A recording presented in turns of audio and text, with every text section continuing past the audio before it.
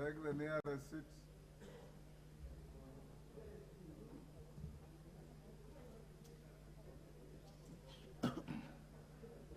Honorable members, in this regard, the special sittings of the House this morning and afternoon are properly convened.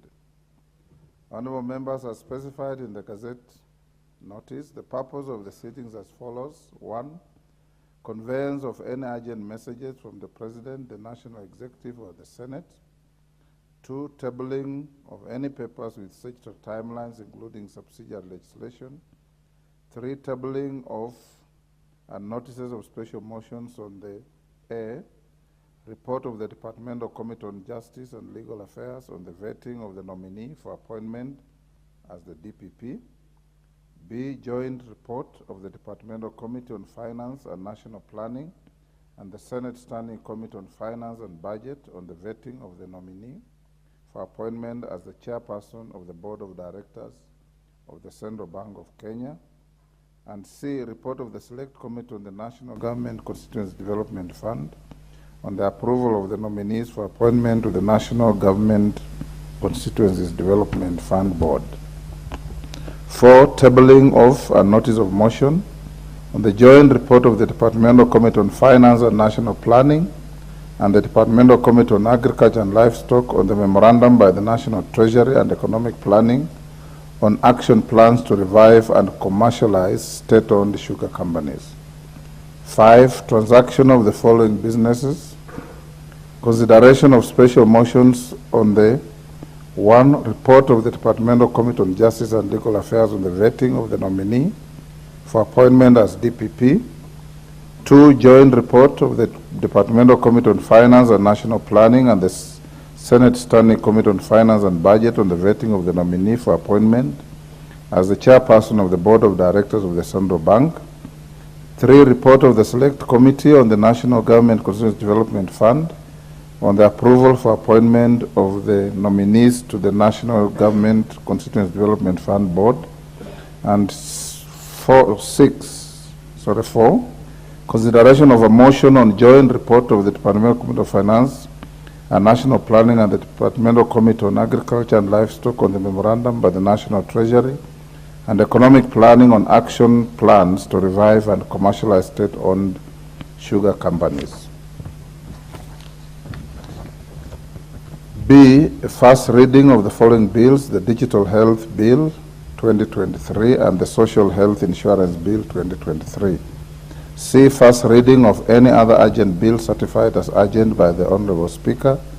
D, consideration of Senate amendments to the Public Finance Management Act Bill, National Assembly Bill number 16 of 2023.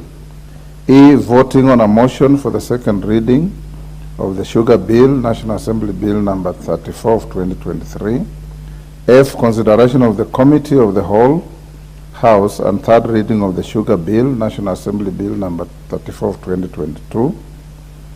G, consideration of the Committee of the Whole House of the Senate amendments to the Public Finance Management Amendment Bill, National Assembly Bill number 16 of 2023.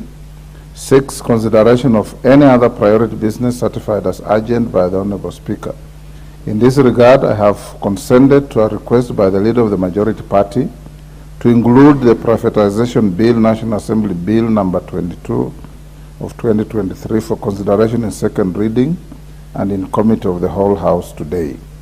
Honorable members, business relating to the consideration of the nominees for appointment to the offices of DPP, Chairperson of the Board of Directors of the Central Bank of Kenya, and members of the National Government Constituency Development Fund Board, respectively, will be considered during the afternoon sitting, following tabling of the relevant committee reports and issuance of notices of motion.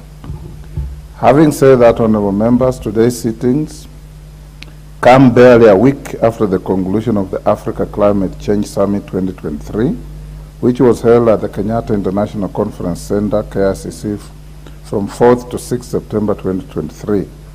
I wish to thank members of this House for actively participating in the summit and the Africa Climate Change Parliamentarians Dialogue that was hosted in this chamber under the chairmanship of Honorable Senator Kajwang, and yours truly graced the occasion. on the 6th September 2023 under the auspices of the Departmental Committee on Environment, Forestry and Mining of this House as well.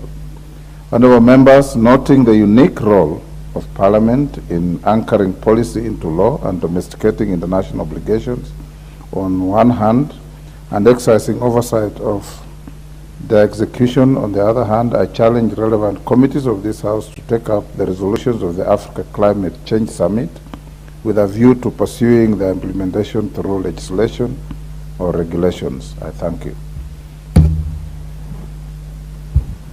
Next. Order number 3, messages. Honorable members at the bar, take your seats. I have 2 short messages.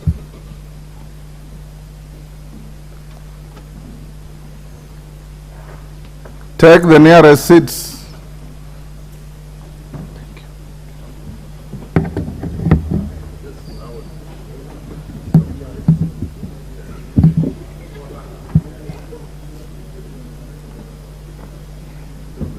Commissioner Faith, the word nearest must be strange to you.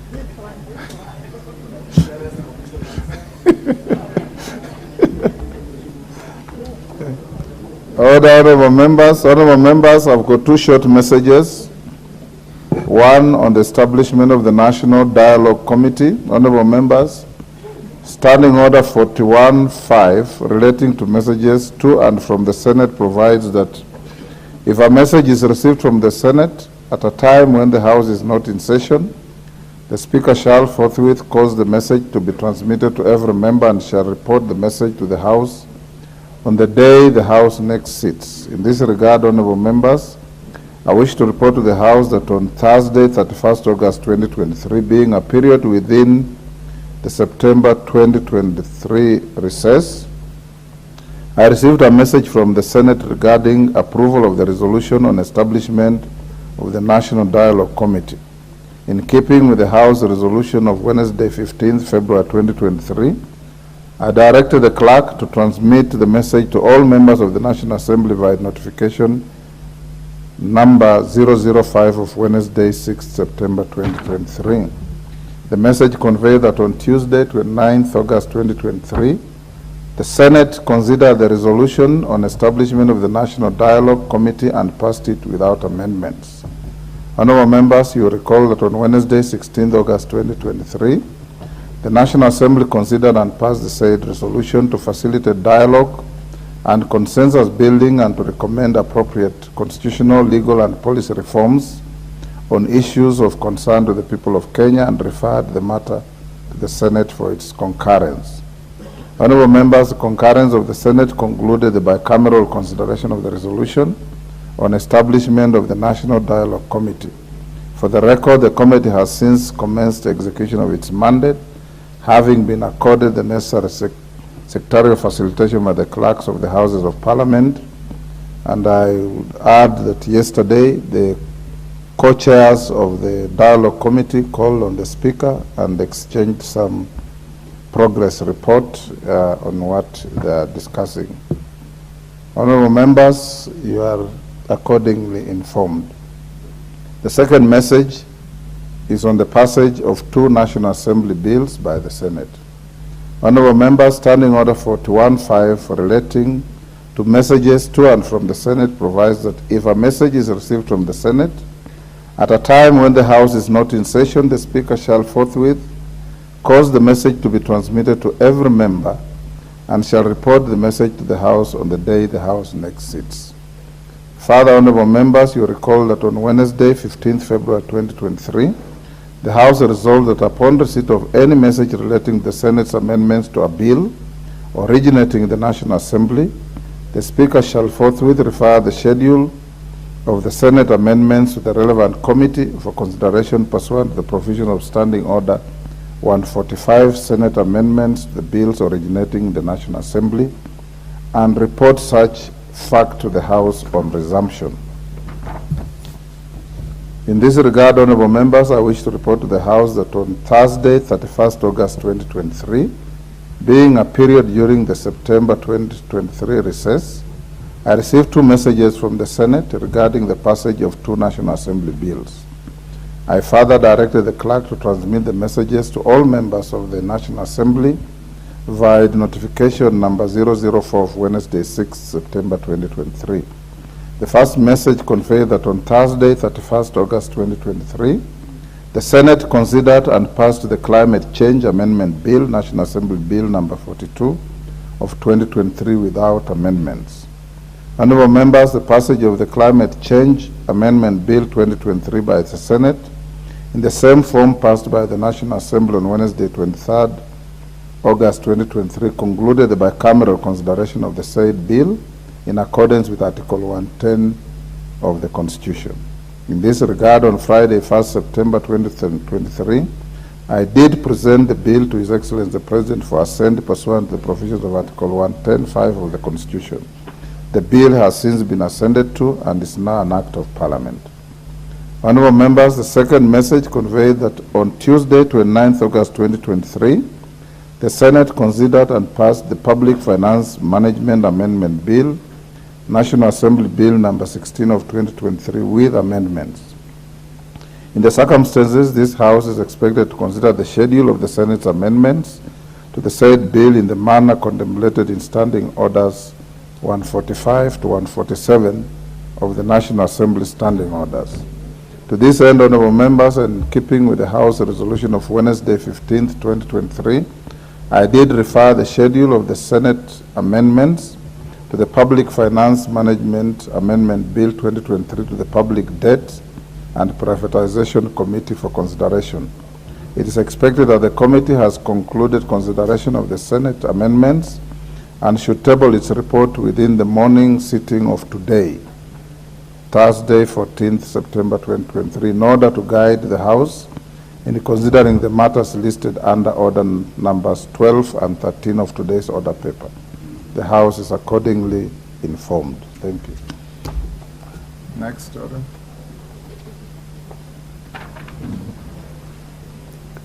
Order number 4, petitions. Order number 5, papers.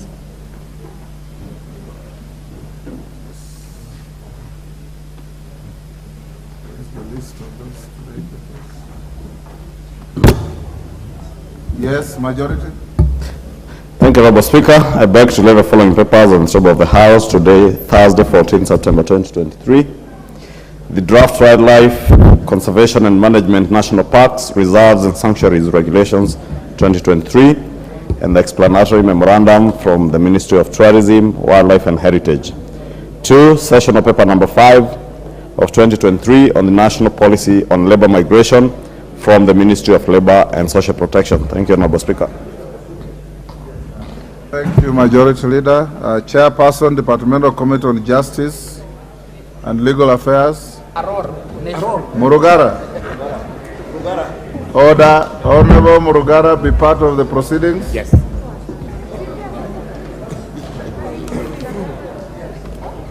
Thank you. Thank you, Mr. Speaker. So, Speaker, I beg to lay the following paper on the table of the House today, Thursday, 14th September 2023. The report of the Departmental Committee on Justice and Legal Affairs on the vetting of a nominee for the appointment as the Director of Public Prosecutions, DPP. Thank you, Mr. Speaker. Thank you, George. Next, Co-Chairperson, Joint Parliamentary Committee on Vetting of a nominee for appointment as the Chairperson of the Board of Directors of the Central Bank of Kenya. Kimani? Or is McClub today? You are the new chairman. Yes, I am holding brief for my chairman, my good chairman. Okay. So, Speaker, Honorable Speaker, I beg to lay the following paper on the table of the House today, Thursday, 14 September 2023. Joint report of the National Assembly Departmental Committee on Finance and National Planning and the Senate Standing Committee on Finance and Budget on the vetting of a nominee for appointment as the chairperson of the Board of Directors of the Central Bank of Kenya, CBK. Thank you. Next, Chairperson, Select Committee on NGCDF, Sirma. Honorable Speaker, I beg to lay the following paper on the table of the House today, Thursday, the 14th September 2023. Report on the Select Committee on the National Government Constituency Development Fund on vetting of nominees for appointment to the National Government Constituency Development Fund Board. Thank you, Mr. Speaker. Thank you. Next, Co-Chairperson, Joint Parliamentary Committee on the consideration of the memorandum by the National Treasury and Economic Planning. McClap, is that you again? Not submission? No, laying paper. Maybe. Allow me to, that one I will apply it, the first one. Let me get another one.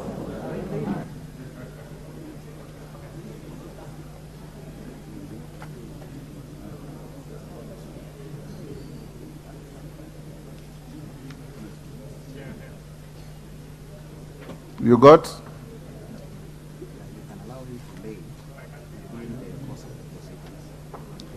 Okay, if I remember approving that, I'll go to the next. We'll put that in abeyance for a little while. Chairperson, Committee on Delegated Legislation. Hold. Chair, Public Debt Committee. Shuria.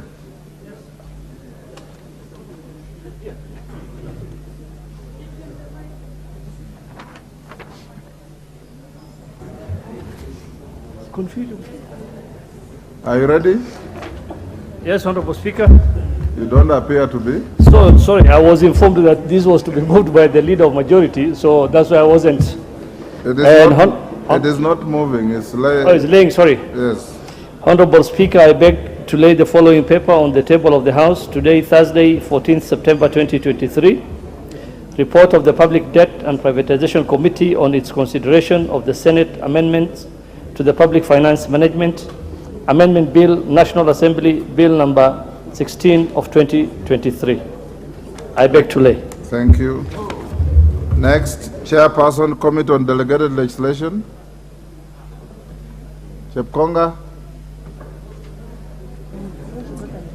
Thank you very much, Honorable Speaker. Honorable Speaker, I beg to lay the following paper on the table of the House today, Thursday, 14th September 2023. Report of the Committee on Delegated Legislation on its consideration of the Universities Regulations 2023, legal notice number 56 of 2023. I thank you, Mr. Speaker. Next, Chairperson, Departmental Committee on Health. Dr. Bukose.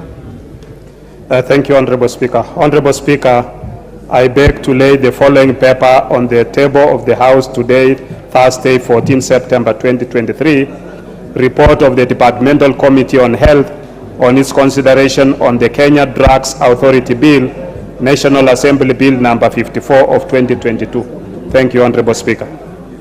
You have two papers to lay. This is the one of assisted reproductive is not ready. Bill. It's not ready. It's not yet ready. Okay.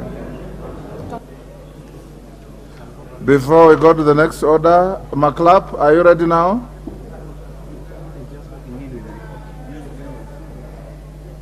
Chairman Kimani, you are holding the House.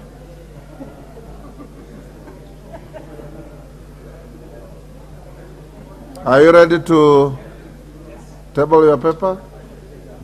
Go ahead. Give him the mic. There's one next to you.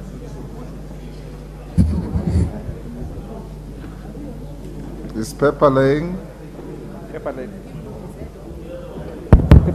Honorable Speaker, I beg to lay the following paper on the table of the House today, Thursday, the 14th of December 2023. The joint report on the Departmental Committee of Finance and National Planning and the Departmental Committee of Agriculture and Livestock on its consideration of the memorandum by the National Treasury and Economic Planning on action and plans to revive and commercialize state-owned sugar companies. Thank you, Honorable Speaker. Thank you. Next order. Order number 6, notices of motion. Chairperson, Departmental Committee on Justice and Legal Affairs. Thank you, Mr. Speaker. Honorable Speaker, I beg to give notice of the following motion. That taking into consideration the findings of the Departmental Committee on Justice and Legal Affairs in its report on the vetting of a nominee for approval as the Director of Public Prosecutions laid on the table of the House on Thursday, 14th September 2023, and pursuant to Article 157(2) of the Constitution and Section 8(1) of the Public Appointments Parliamentary Approval Act 2011, this House approves the appointment of Mr. Renson Mulele Ingonga, OGW, as the Director of Public Prosecutions of the Republic of Kenya. Thank you, Mr. Speaker. Thank you, George. Next, co-chairperson joint committee on vetting of a nominee for appointment as the chairperson of the Board of Directors of the Central Bank of Kenya. Kimani. Honorable Speaker, I beg to give the following notice of motion: the vetting of a nominee for appointment as the chairperson of the Board of Directors of the Central Bank of Kenya. Honorable Speaker, I beg to give notice of the following motion: that taking into consideration the findings of the Joint Committee of the National Assembly Departmental Committee on Finance and National Planning and the Senate Standing Committee on Finance and Budget in its report on the vetting of a nominee for appointment as the chairperson of the Board of Directors of the Central Bank of Kenya, laid on the table of the House this morning, Thursday, the 14th of December 2023, and pursuant to Section 11(2)(a) of the Central Bank of Kenya Act, Cap 491, and Section 8(1) of the Public Appointments Parliamentary Approval Act of 2011, that this House approves the appointment of Mr. Andrew Mokite Musangi as the chairperson of the Board of the Central Bank of Kenya. Thank you. Next, chairperson select committee on NGCDF, Musa Sirma. Mr. Speaker, I beg to give notice of the following motion: that taking into consideration the findings of the Select Committee on the National Government Constituency Development Fund in its report on the vetting of nominees for appointment as members of the National Government Constituency Development Fund Board, laid on the table of the House on Thursday, 14 September 2023, and pursuant to Section 15(1)(c) of the National Government Constituency Development Fund Act 2015 and Section 8(1) of the Public Appointments Parliamentary Approval Act 2011, this House approves the appointment of the following persons as members of the National Government Constituency Development Fund. 1. Honorable Olago Oluoch, CBS. Honorable Janet Teya and Senator Ms. Matsitsa Naomi Shionga.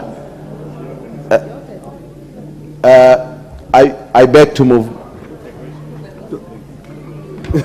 You are giving notice of motion. So what are you moving? Next, co-chairperson, Joint Parliamentary Committee on the consideration of the memorandum by the National Treasury, Kimani, and Economic Planning. Chairman Kimani.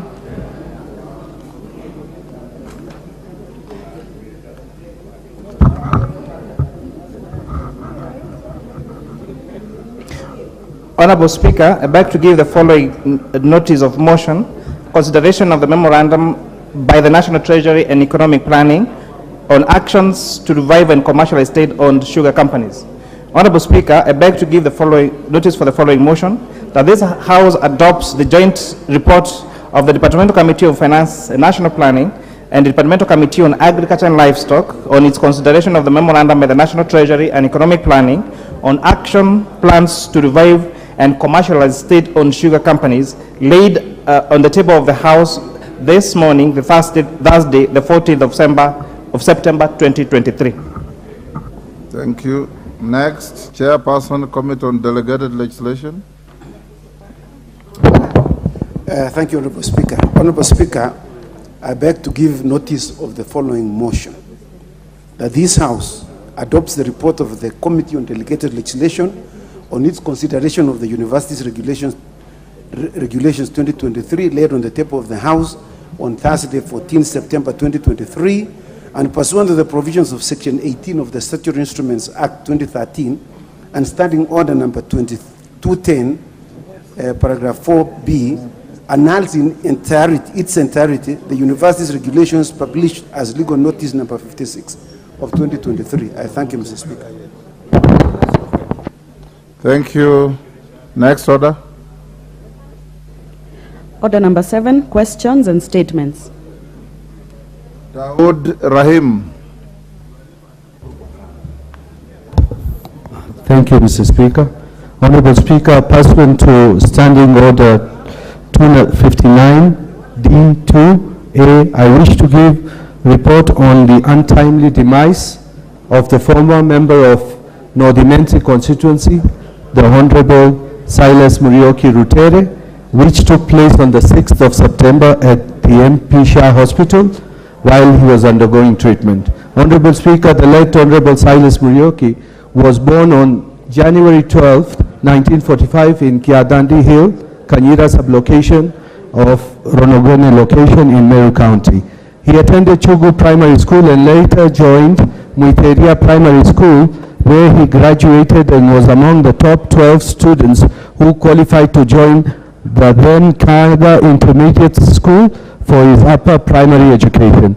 Upon completion of his education, the late Silas Muriuki became a teacher and taught in various schools for a period of 20 years.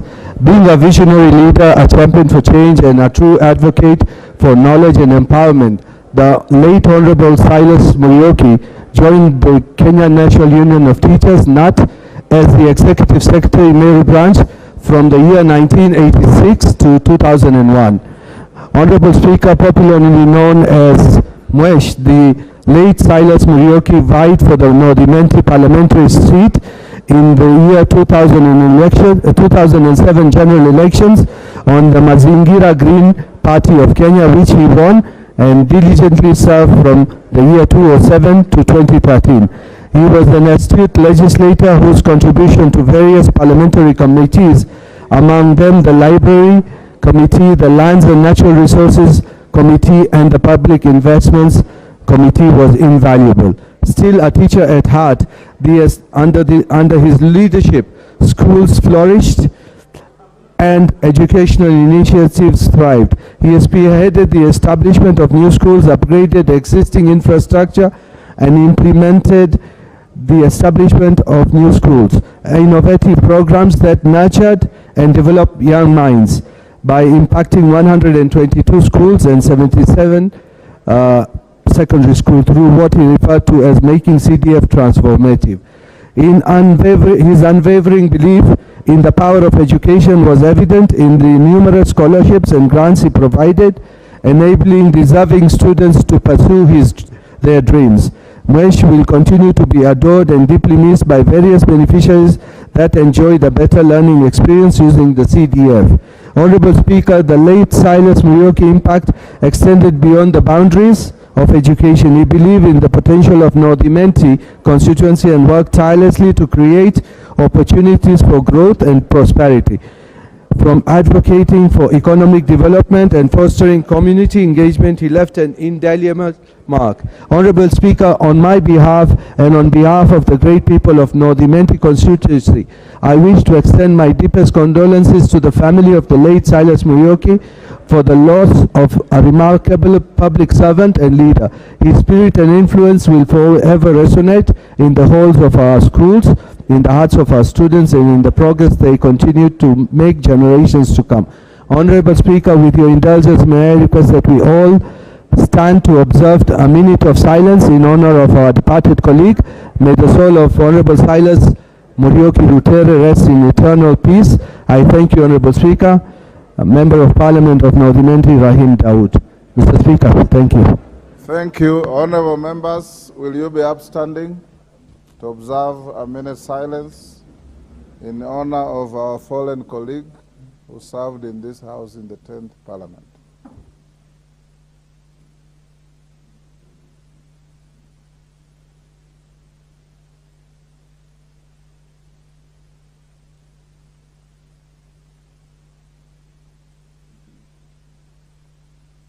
May his soul rest in eternal peace. Thank you. Dorothy Kiara, you've asked me to give you 1 minute to say something. Thank you, Honorable Speaker. Honorable Speaker, I too join in mourning this great leader, Honorable Cyrus Muriuki. Honorable Cyrus Muriuki is a man I worked with for 40 good years, 17 years as the Executive Secretary of Kenya National Union of Teachers, and 23 years until his demise in the political arena. Honorable Cyrus Muriuki will be remembered fondly for having been in the forefront of fighting for the teachers' rights.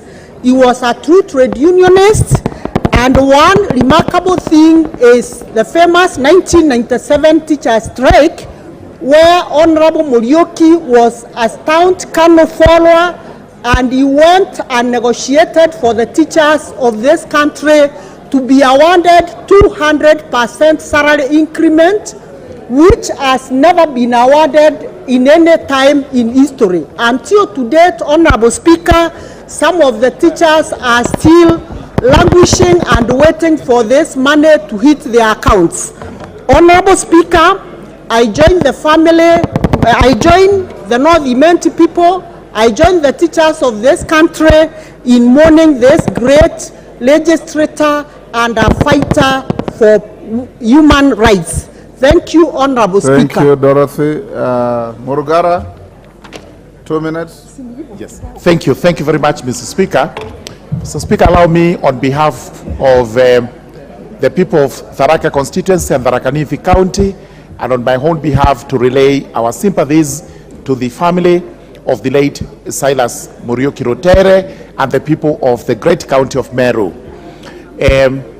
Silas Muriuki actually achieved a lot for this country, and especially achieved that which many people couldn't have achieved, including defeating the self-declared king of the Meru, the late Jackson Againe, in elections.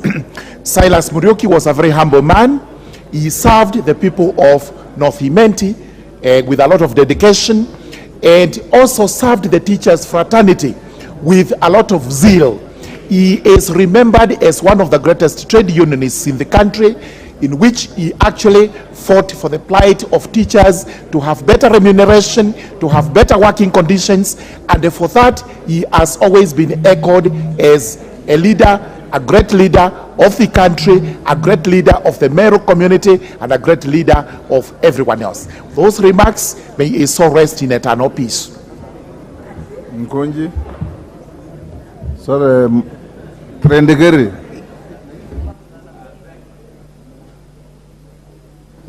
Thank you, Mr. Speaker. I stand here also to eulogize the late Honorable Member of Parliament for Imenti North, and to say out to Mr. Speaker, my constituency was carved from Imenti North. Before 2013, Honorable Muriuki was leading the largest constituency in Meru, and when delimination was done, board was created from North Imenti. Mr. Speaker, when I took over, the only mark of distinction in terms of infrastructure development in the Bodo constituency is what was left behind by Honorable Silas Muriuki. Mr. Speaker, leading a very large constituency was not easy, and bringing people together was not easy. But through the effort and initiatives of the late Silas Muriuki, this greater constituency was in cohesion. We lived in peace, and therefore to us is passing on as it deprived us a great son of Meru and Bori and North Imenti in general. Thank you. I thank you, Mr. Speaker. Karemba, 2 minutes.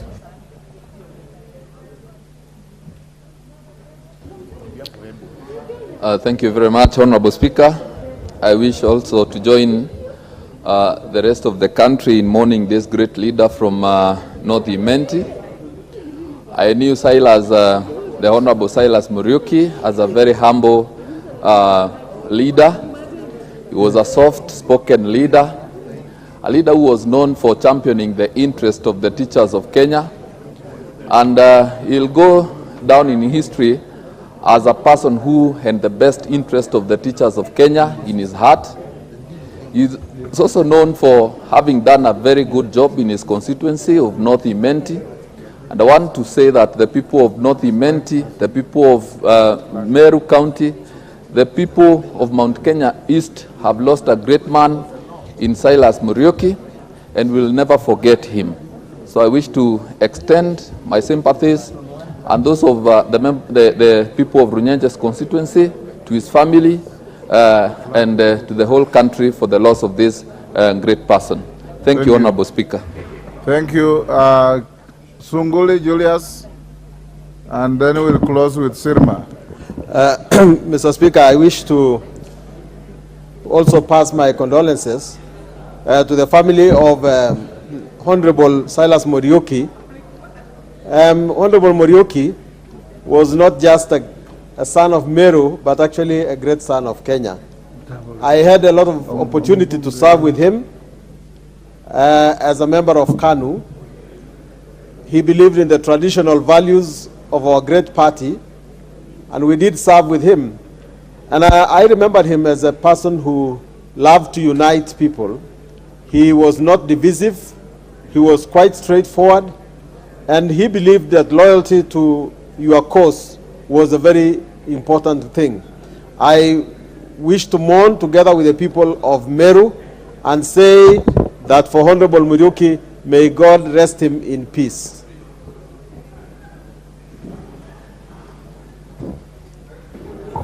Mr. Speaker, thank you for giving me this opportunity to eulogize our great son of this country, the late Silas Muriuki. Muriuki was a good representative of the teachers' fraternity in this country. Secondly, he also served with me in this parliament. Mr. Speaker, Muriuki was a good debater. Muriuki was a team player, because we managed to do exchange programs on Arambes. He used to come to my constituency, and I went many times to Meru. And therefore, the people of Meru know that this great son of theirs was not only coming from Imenti North, but from the whole of this country, as he was a great son and a great leader who would be dependable at all times. Thank you, Mr. Speaker. But not least, Karido, member for Igembe. Give him the mic. Thank you, Mr. Speaker, for giving me this opportunity. May I also utilize this great man of Meru. I knew Muriuki. He was a great leader. I served with him when we were in the Alliance Party of Kenya, the former BAS. He was our chair and a great man. He was a great mobilizer and a very reasonable leader. May I extend my apologies to his family and the people of Imenti North on behalf of the people of Igembe Central, because we are brothers and we really feel the pain of losing this great leader from Meru County. May he so rest in peace, and may his family be comforted with this message. Thank you, Mr. Speaker.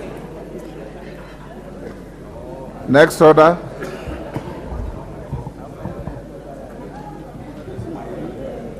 Order number 8, procedural motion, reduction of publication period of specified bills. Majority Leader. Thank you, Honorable Speaker. I beg to move that pursuant to the provisions of Standing Order 120, this House resolves to reduce the publication period for the following bills. 1, the Digital Health Bill, National Assembly Bill number 57 of 2023, from 14 days to 6 days. And 2, the Social Health Insurance, National Assembly Bill number 58 of 2023, from 14 days to 3 days. Honorable Speaker, this being a procedural motion, I don't need to say much, but these are very critical bills for the realization of our universal health coverage.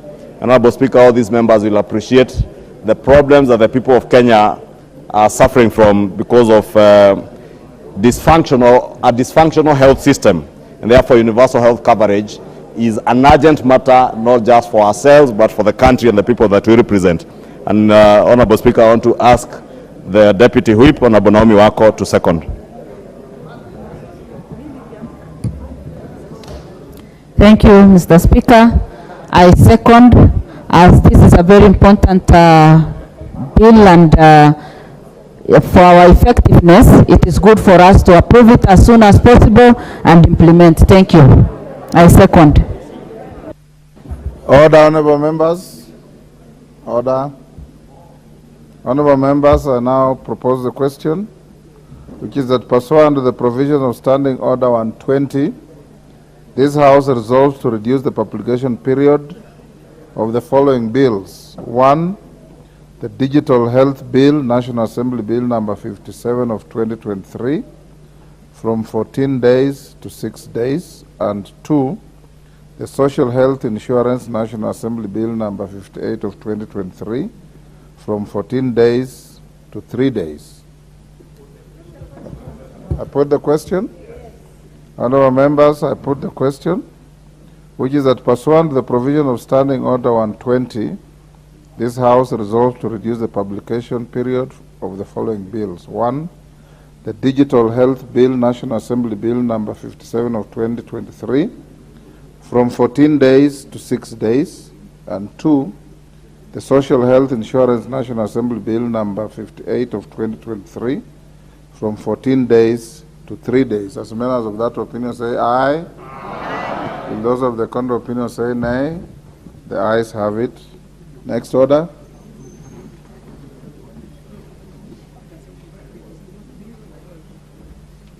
Order number 9, the Sugar Bill, National Assembly Bill number 34 of 2022, second reading. Question to be put. Order, honorable members. Johanna Ngeno, take your seat. The nearest seat.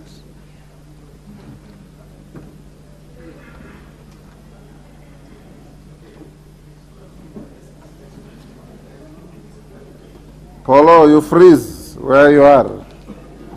Honorable members, I now put the question at order number 9, which is that the Sugar Bill, National Assembly Bill number 34 of 2022, be now read a second time. As members of that opinion say aye. Aye. Will those of the contrary opinion say nay? The ayes have it. Next order.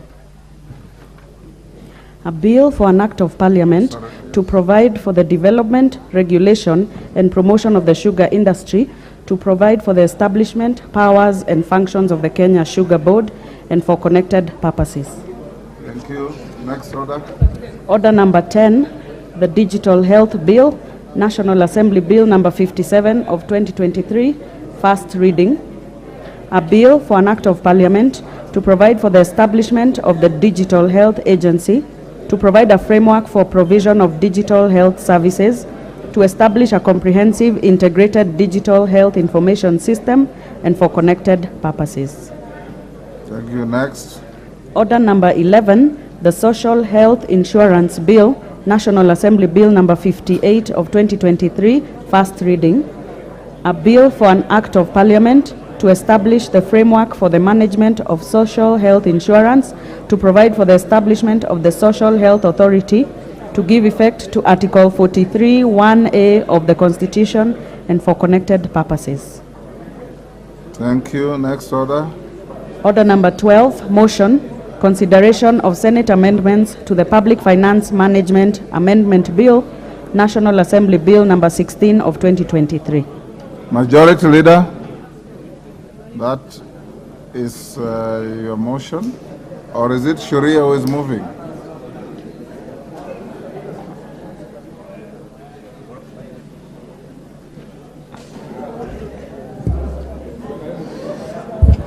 Honorable Speaker, my apologies. Quite a number of distractions. I think members are quite excited to be back after the short break. I'm told that we are all behaving like an opening day in school. Honorable Speaker, I beg to move that the Senate amendments to the Public Finance Management Amendment Bill, National Assembly Bill number 16, be now rejected. Honorable Speaker, the amendments, Honorable Speaker, proposed to the debt anchor of the PFM Amendment Bill, National Assembly Bill number 16 of 2023, as proposed by the Senate, Honorable Speaker, would be very detrimental, especially to our work as the National Assembly, in line with the provisions of Article 95 and 221 of the Constitution. Honorable Speaker, particularly the proposal to have, or rather to receive reports and pass resolutions on matters related to national government borrowing will impact the fiscal operations and financial management of the national government, especially when the resolutions relate to borrowing and which affect substantial amounts of the national government budgets and operations. Honorable Speaker, this will further curtail the function, as I said, of the National Assembly in the consideration of national government budgets when they are submitted every year by the 30th of April. This is solely under the purview, as I said, Honorable Speaker, of the National Assembly pursuant to Articles 95 and 221 of the Constitution, and this provisions, Honorable Speaker, are usually time-bound, that the estimates both on borrowing and the budget estimates, Honorable Speaker, must be tabled before the National Assembly by the 30th of April each year. Therefore, Honorable Speaker, if we are to go with the proposals or amendments as done by the Senate, Honorable Speaker, it means we will significantly interfere with the timelines of the budget-making process. And that is part of the reason why the committee decided to oppose the amendments as proposed by the Senate. Further, Honorable Speaker, the committee also did note that these proposals further introduce a new layer of bureaucracy in the approval of borrowing, which could affect the smooth implementation of our national government budgets. And furthermore, Honorable Speaker, consideration of the report by both houses could lead to conflicting resolutions on the national government borrowing without any available mechanism for the resolution of such a disagreement. And Honorable Speaker, it is indeed true. If there is a disagreement between this House and the Senate on issues to touch on borrowing, it will in a big way affect the budget making process, which is strictly under the purview of the National Assembly. And Honorable Speaker, the drafters of our 2010 Constitution were clear when they give the power of the purse to the National Assembly.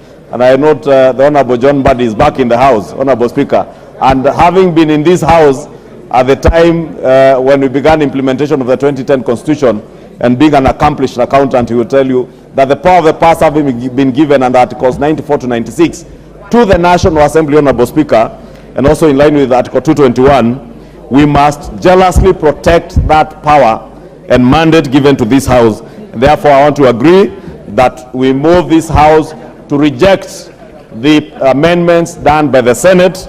And Honorable Speaker, then we can kick off a mediation process. And you can imagine, Honorable Speaker, as I said, should we find ourselves in such a situation at the time of budget making and we have disagreements, even on an amendment of a comma or a prefix of a word, Honorable Speaker, it will lead to another mediation process which could take months. And we have seen with the Division of Revenue Bill in the past, mediation going all the way up to the end of a financial year, Honorable Speaker, almost to the end of a financial year. And therefore, Honorable Speaker, it will greatly curtail our budget making process. And I want to beg, Honorable Speaker, that we do agree with the committee and safeguard the role of the National Assembly under Article 95 of the Constitution and protect our budget making process, Honorable Speaker. Honorable Speaker, with that I beg to move, and I want to ask the chair of the Privatization Committee, the Honorable Shuria, to second. Honorable Shuria. Thank you, Honorable Speaker. Honorable Speaker, I seek to second the motion by the Leader of Majority. Honorable Speaker, I would also like to appreciate members of the Public Debt and Privatization Committee for their commitment and ensuring that their report is tabled on time. Honorable Speaker, in the consideration of the bill, the committee noted and appreciated the important role of the Houses of Parliament playing in legislation, at times acting in unison. However, there are limits. As per Article 93(2) of the Constitution, we must appreciate that both houses have different mandates. Honorable Speaker, the committee noted that the primary amendments by the Senate will degrade the functions of the National Assembly, especially when both houses consider and most importantly pass resolutions relating to national government borrowing. Honorable Speaker, the committee observed that the oversight role of these national governments borrowings on matters of public financial management is the preserve of the National Assembly as per Article 95 of the Constitution. Thus, any reporting requirements imposed in the bill for the national government to comply with should be considered and approved by the National Assembly.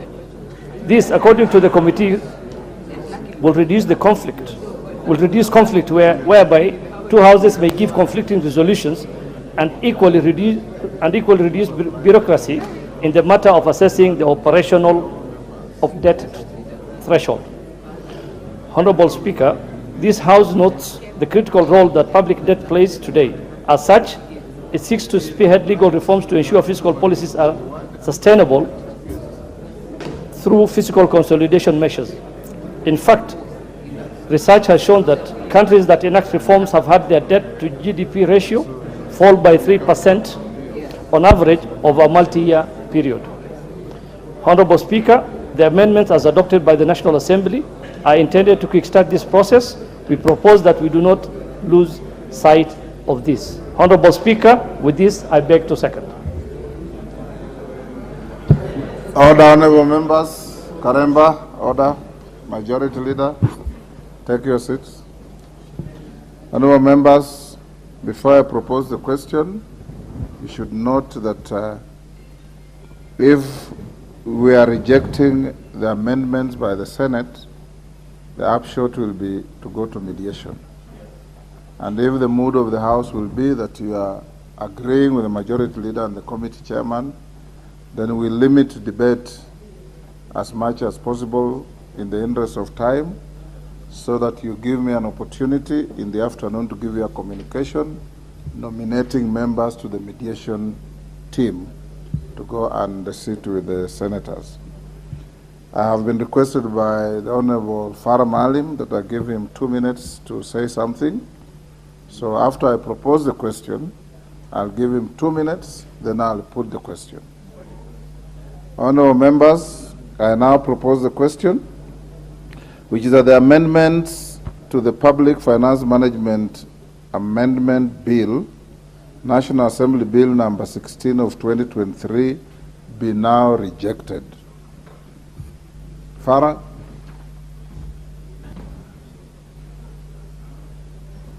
With this. Yeah. Mr. Speaker, thank you very much for giving me this opportunity. Mr. Speaker, when we were designing a new constitution for this country, we did not want to reinvent the wheel.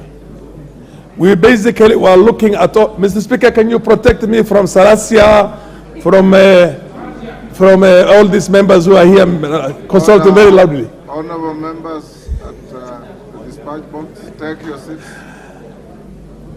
Mr. Speaker, we had no intention of creating something that cannot work. We went the presidential system. The reason why we went the presidential system is that we looked at our own 30 years plus that time. I can't remember how many years it was. By 2008, 2007, 2010 we promulgated. It was close to 40 years. And then we decided we were going to have a presidential system. A presidential system pretty much as closely modeled along the American system as possible. And in those circumstances, Mr. Speaker, the role of Senate has nothing to do with budget making. The role of budget making is the role of what you would call either the lower house, I don't care whether we are called the lower house, but the National Assembly for that matter. The Senate is the House of Union. Mr. Speaker, the Senate is the House of Union because you have a senator from Lamu and you have a senator from Kakamega. That is the house of union. That is the house that brings the nations of this country into one nation called Kenya. That's why Wyoming has got two senators and one House of Representatives. And at the same time, California has got 37 House of Representatives and only 2 senators also. The role of the Senate should be, 1, to protect devolution. 2, to do such things like ratification of appointment, approval of vetting and approval of members of the government who are appointed by the executive should not be a role for the House of, for the National Assembly, but should be a role for the Senate. As far as the past is concerned, this House should be the one that has got that exclusive responsibility of creating the budget in this country. The other thing is that, Mr. Speaker, every time we have an issue here, instead of going back to the best practices and creating an institution out of this and doing it for posterity, we go back to negotiate. This is not a political process. This is not an AZIMIO or Kenya Kwanza issue. It's not what you call this party that issue. The National Assembly has got its own role cut for it, and the Senate has got its own role cut for it. And there's nothing we can change. In the areas where there are gray areas right now and it's not that well defined, then we need to go back again and see how we can firm up the Constitution so that there is no doubt at any given time of the 2 houses trying to do the same things at the same time. Mr. Speaker, with us, I support the concept that these things should be rejected, and I support the concept that we should not even negotiate about such things. If there's our role should be cut clear, the role of the Senate should be cut clear, and if there's a constitutional provision to do that, let us go ahead and have that constitutional provision to do that.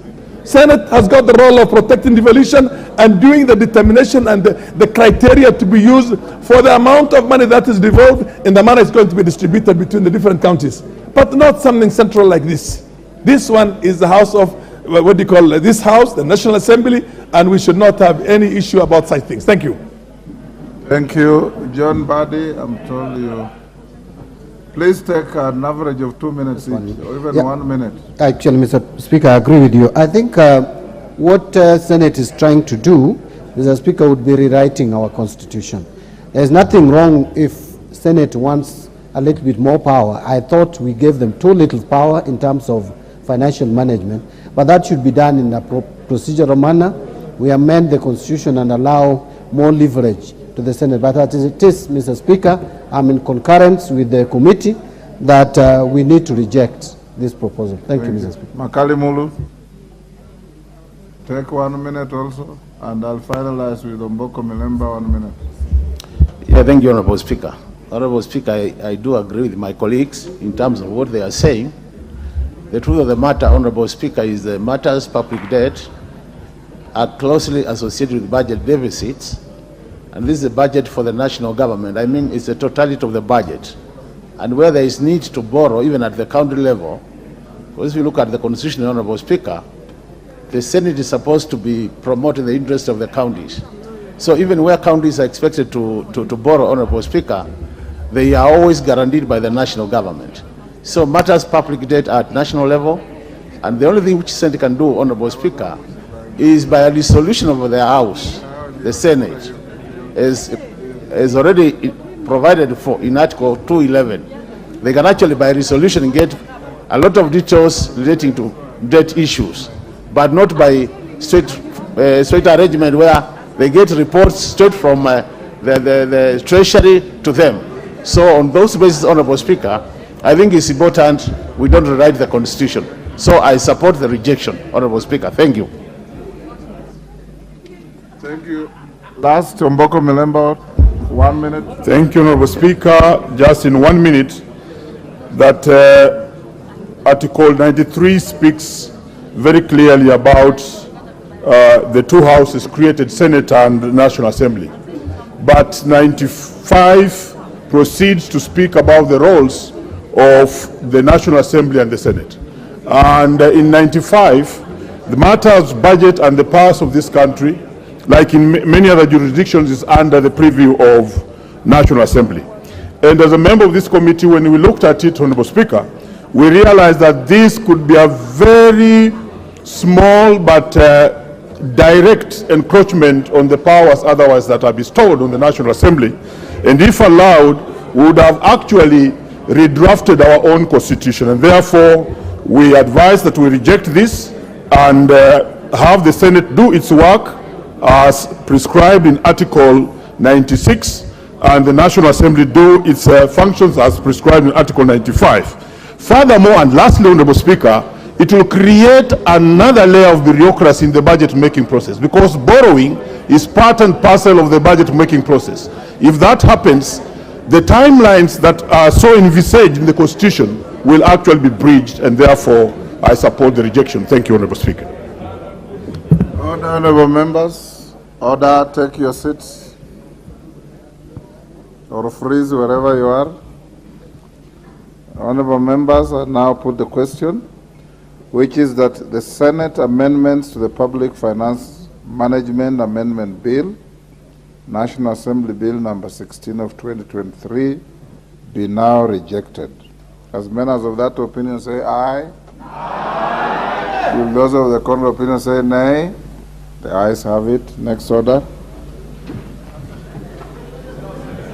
Order number 13, special motion, consideration of a nominee for appointment as the chairperson of the Board of Directors of the Central Bank of Kenya.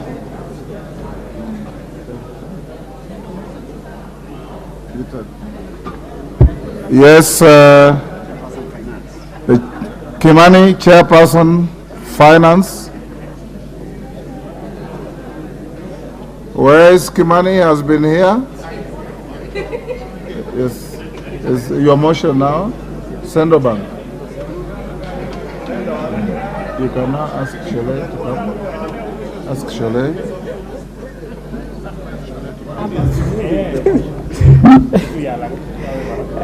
Thank you, Honorable Speaker.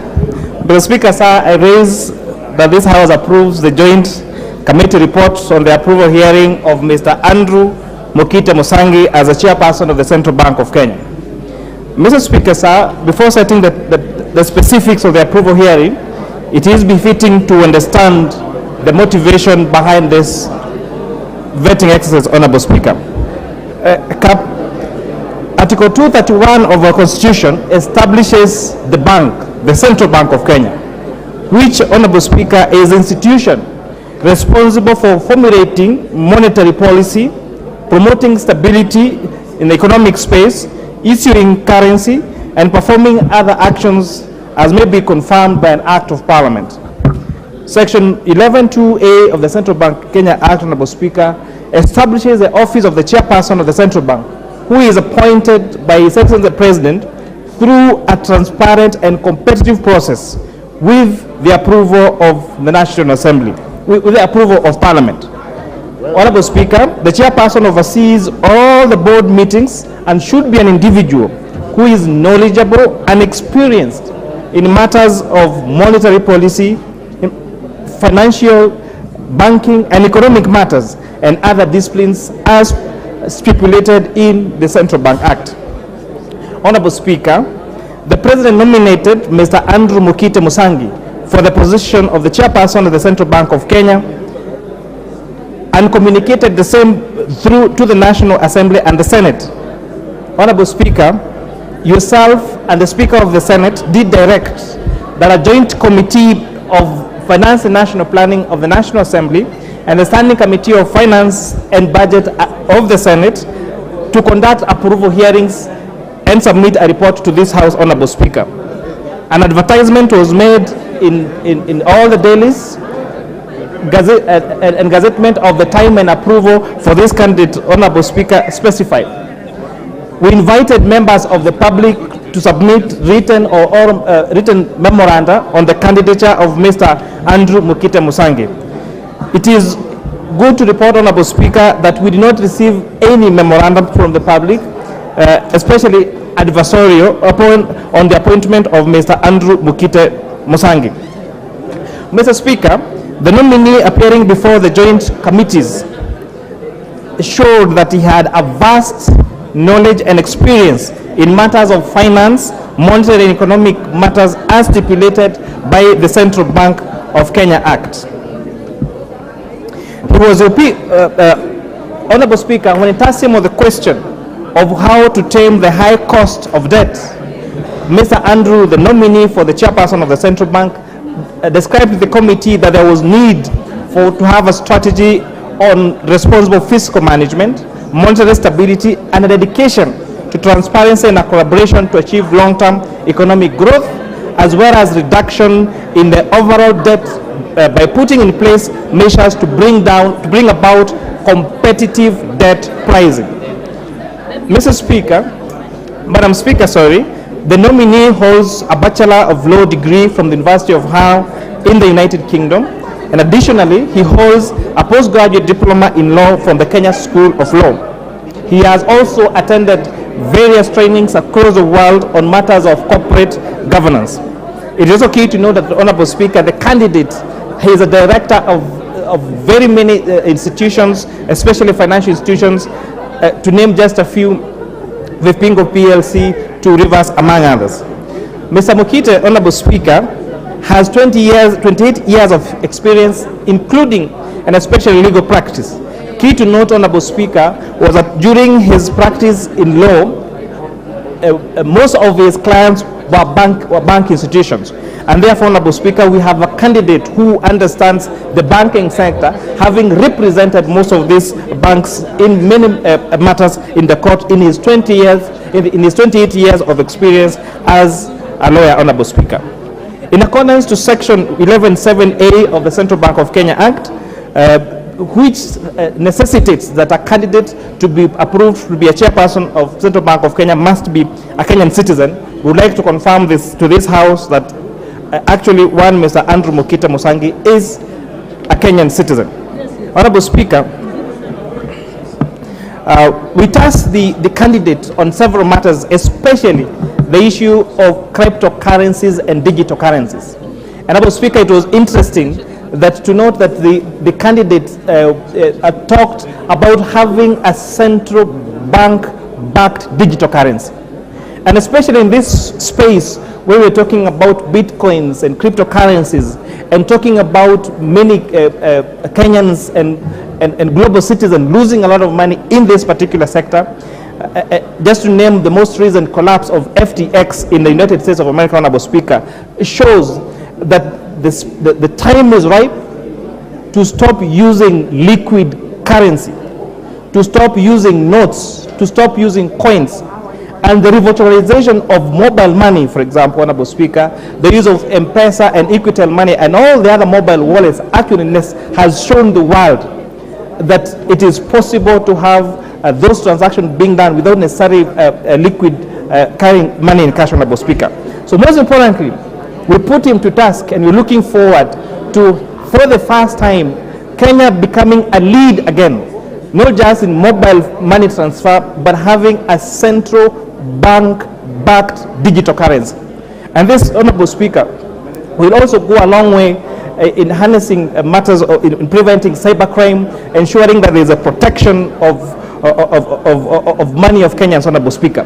We also tasked him on the question of the collapse of several banks. The last few years, Honorable Speaker, has seen the collapse of various institutions that have gone down with Kenyans' money. Just to name a few would be Chase Bank. First Community Bank has been struggling with customers not being able to get their deposits. Honorable Speaker, the candidate was telling us the best way he sees as a strategy to prevent this collapse of banks is to increase the capital requirement of these particular institutions, to have mergers and acquisitions. And I know the banking sector, for example, in the last few years, were very worried about when international banks like Standard Chartered Bank, Barclays, now ABSA, Stanbic Bank came to Kenya. And there was a fear that we were giving out our banking business to multinationals at the expense of Kenyan businesses. But what we would see after a few years, Honorable Speaker, was the starts and the progression of Kenyan-owned banks. Just to name a few, Equity Bank, KCB Bank, which are almost 100% Kenyan-owned. It is interesting, Honorable Speaker, to note, as a result of that, allowing these multinationals to come into Kenya in a banking space and take the lead, we have now our Kenyan banks wake up and becoming the lead. The best bank or the the most prominent bank in DRC Congo, for example, Honorable Speaker, is Equity Bank of Kenya. And therefore, this demonstrates that you don't need to fear opening that space, Honorable Speaker. The Kenya shillings has taken a great dive over US dollar for the last few months. And all the efforts, Honorable Speaker, to bring down the exchange rate between the US dollar and the Kenya shillings has borne very little fruit, to be honest. We put to task this nominee, what new strategies do we think should be put in place to tame this depreciation of the Kenya shillings against the dollar? And it was interesting to note, Honorable Speaker, that there is an existing East African Monetary Treaty that sets out for the establishment of a common currency in the East African community. However, Honorable Speaker, very little progress has been made in this frontier, which begs the question, if a trader in the manga is buying products or services from the neighboring Tanzania, why does that person need to worry about the exchange rate of Kenya shillings to the dollar? If a trader in Busia wants to buy fuel across the other side in Uganda, why does that person need to worry about the exchange rate of Uganda shilling or Kenya shillings to the dollar?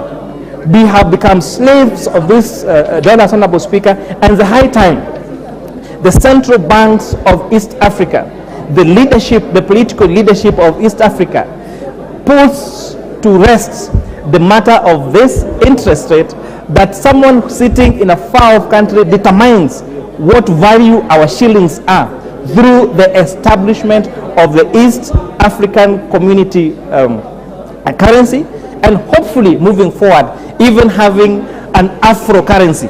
What would be a currency acceptable across all Africa, Honorable Speaker? We've seen this happen with the European Union. Even despite exit from Brexit, you can go to very many countries in the European Union and you just need the euros, Honorable Speaker. So we're looking forward, we're wishing this candidate all the best. My ask for this House is we consider this great Kenyan, this great professional with 28 years of experience in legal, who has demonstrated good knowledge of financial, monetary, and corporate governance through all the institutions that he worked and through even running his own successful legal firm, and approve him as the next chairperson of the Central Bank of Kenya. And hopefully, then he will guide the bank in making sure, again, let me say two important things again, just to repeat, that we have a central bank-backed digital currency. And we get away from the over-reliance of the US dollar by having, for starters, an East African community currency, and hopefully have an Afro currency that will be used as a medium of exchange across the African continent. And with that, Honorable Speaker, I beg to move and ask the Honorable Vice Chair to second.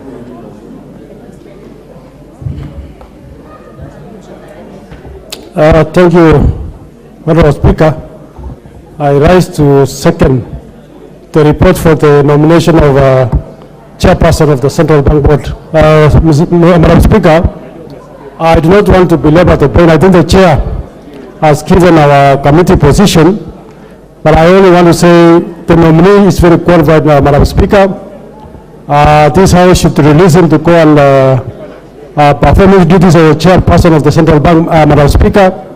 There are so many things that need to be fixed in the economy, Madam Speaker, and therefore I do not want to belabor the point. I want to say I second, I support, and second. Thank you, Madam Speaker. The Honorable Wilbur Fosowundo, member for Funyula.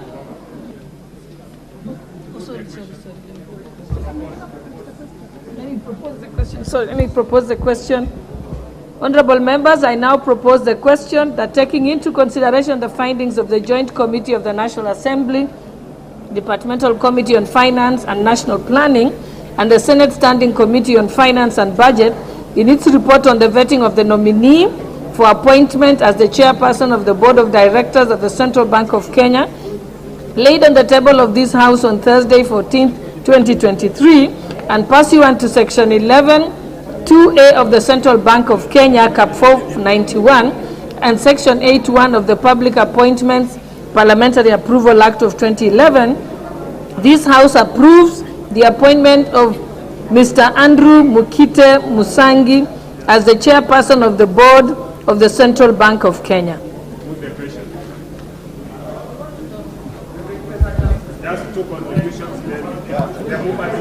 Okay. All right, Leader of Majority, we can give you a chance since you put up your hand. You sat down and couldn't see you. Okay, you'll go next. Thank you, Honorable Speaker. Honorable Speaker, I rise to support the appointment of the chairperson of the Board of Directors of Central Bank, Wakili Andrew Mukite Musangi. Honorable Speaker, as the chair of the committee and vice chair have noted in their committee reports, Mr. Andrew Musangi is an accomplished lawyer and a very good professional who has served in various other capacities and therefore passes a bill. And following his vetting by the committee, Honorable Speaker, I want to agree with that committee that indeed he is a professional who fits the bill to serve as the chair of the Central Bank of Kenya. Honorable Speaker, Mr. Musangi succeeds another lawyer, Advocate Mohammed Nyaoga, who is the immediate former chair of the Central Bank Board.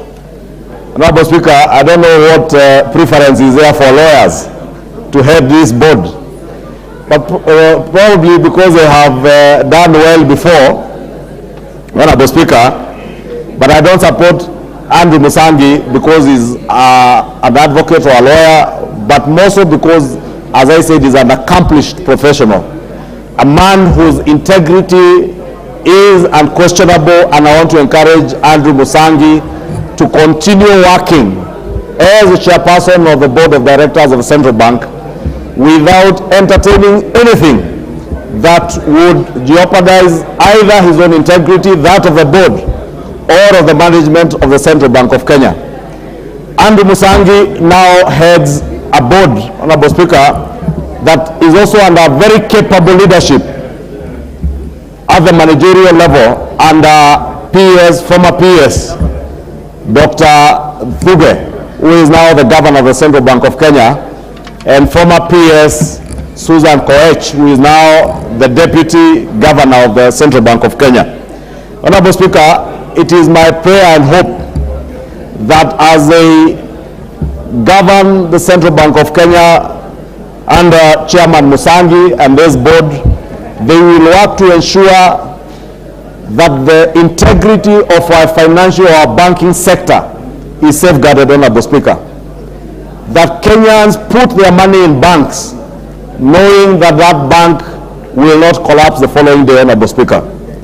It's my prayer, Honorable Speaker, that this board will ensure that the current management of the Central Bank of Kenya works to ensure that not just the monetary policy of our financial system is stable as the current administration seeks to stabilize the economy, but also the supervisory role of the central bank is actively involved in the day-to-day supervision of banks, Honorable Speaker.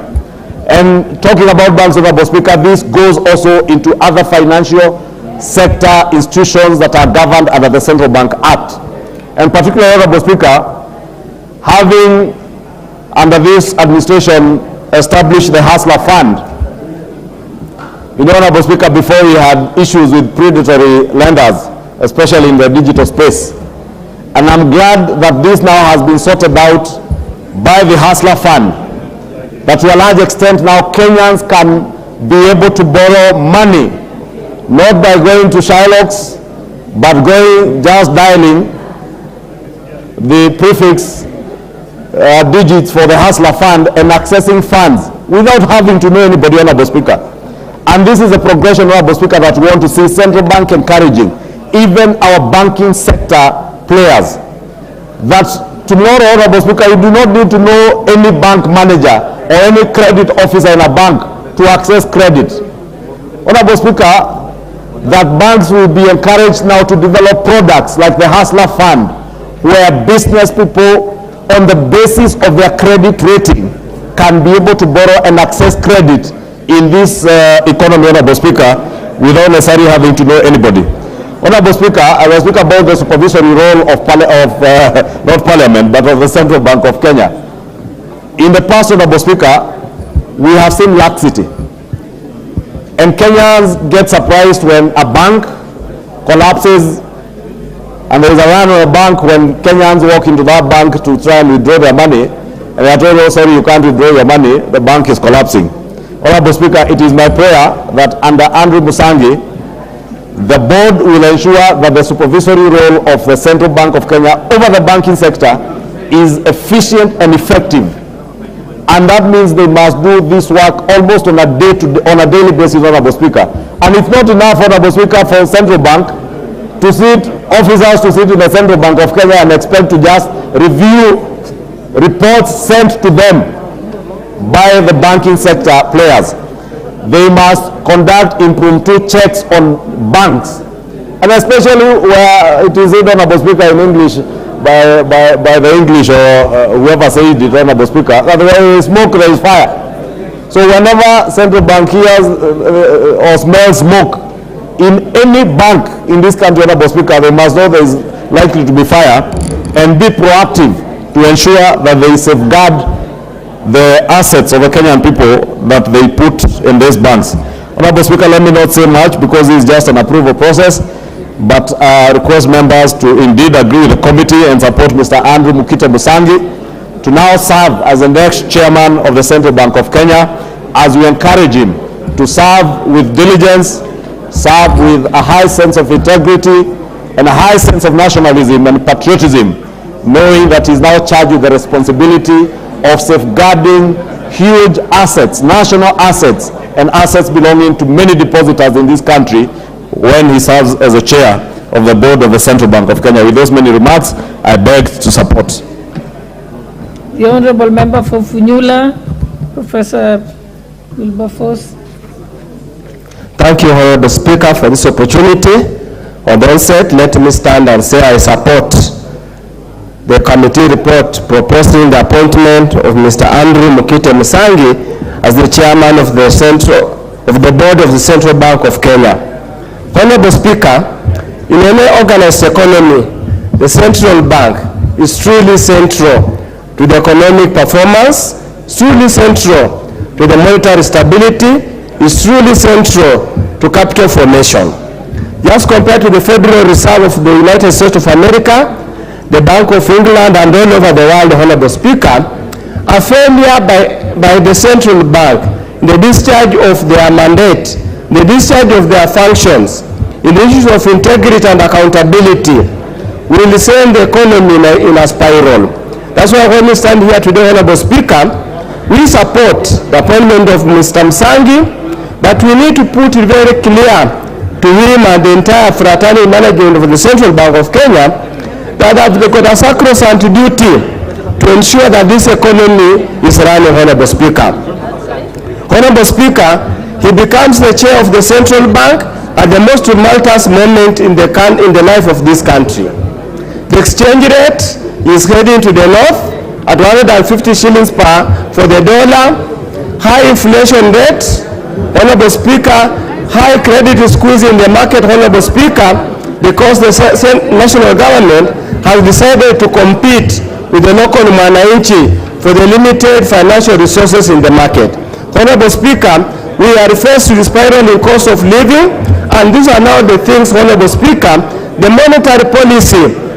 As they said, the monetary policy, they must put in mind that the economy is on deathbed. They need to get into place and ensure things are moving.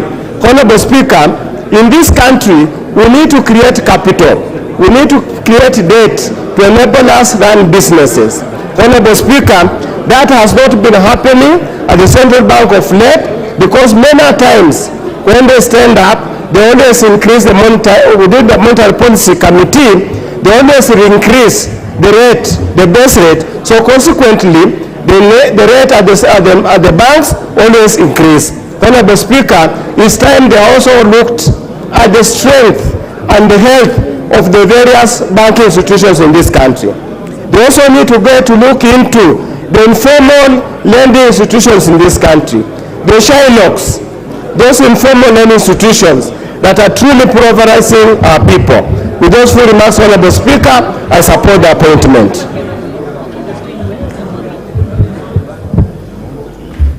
The Honorable Irene Mayaka.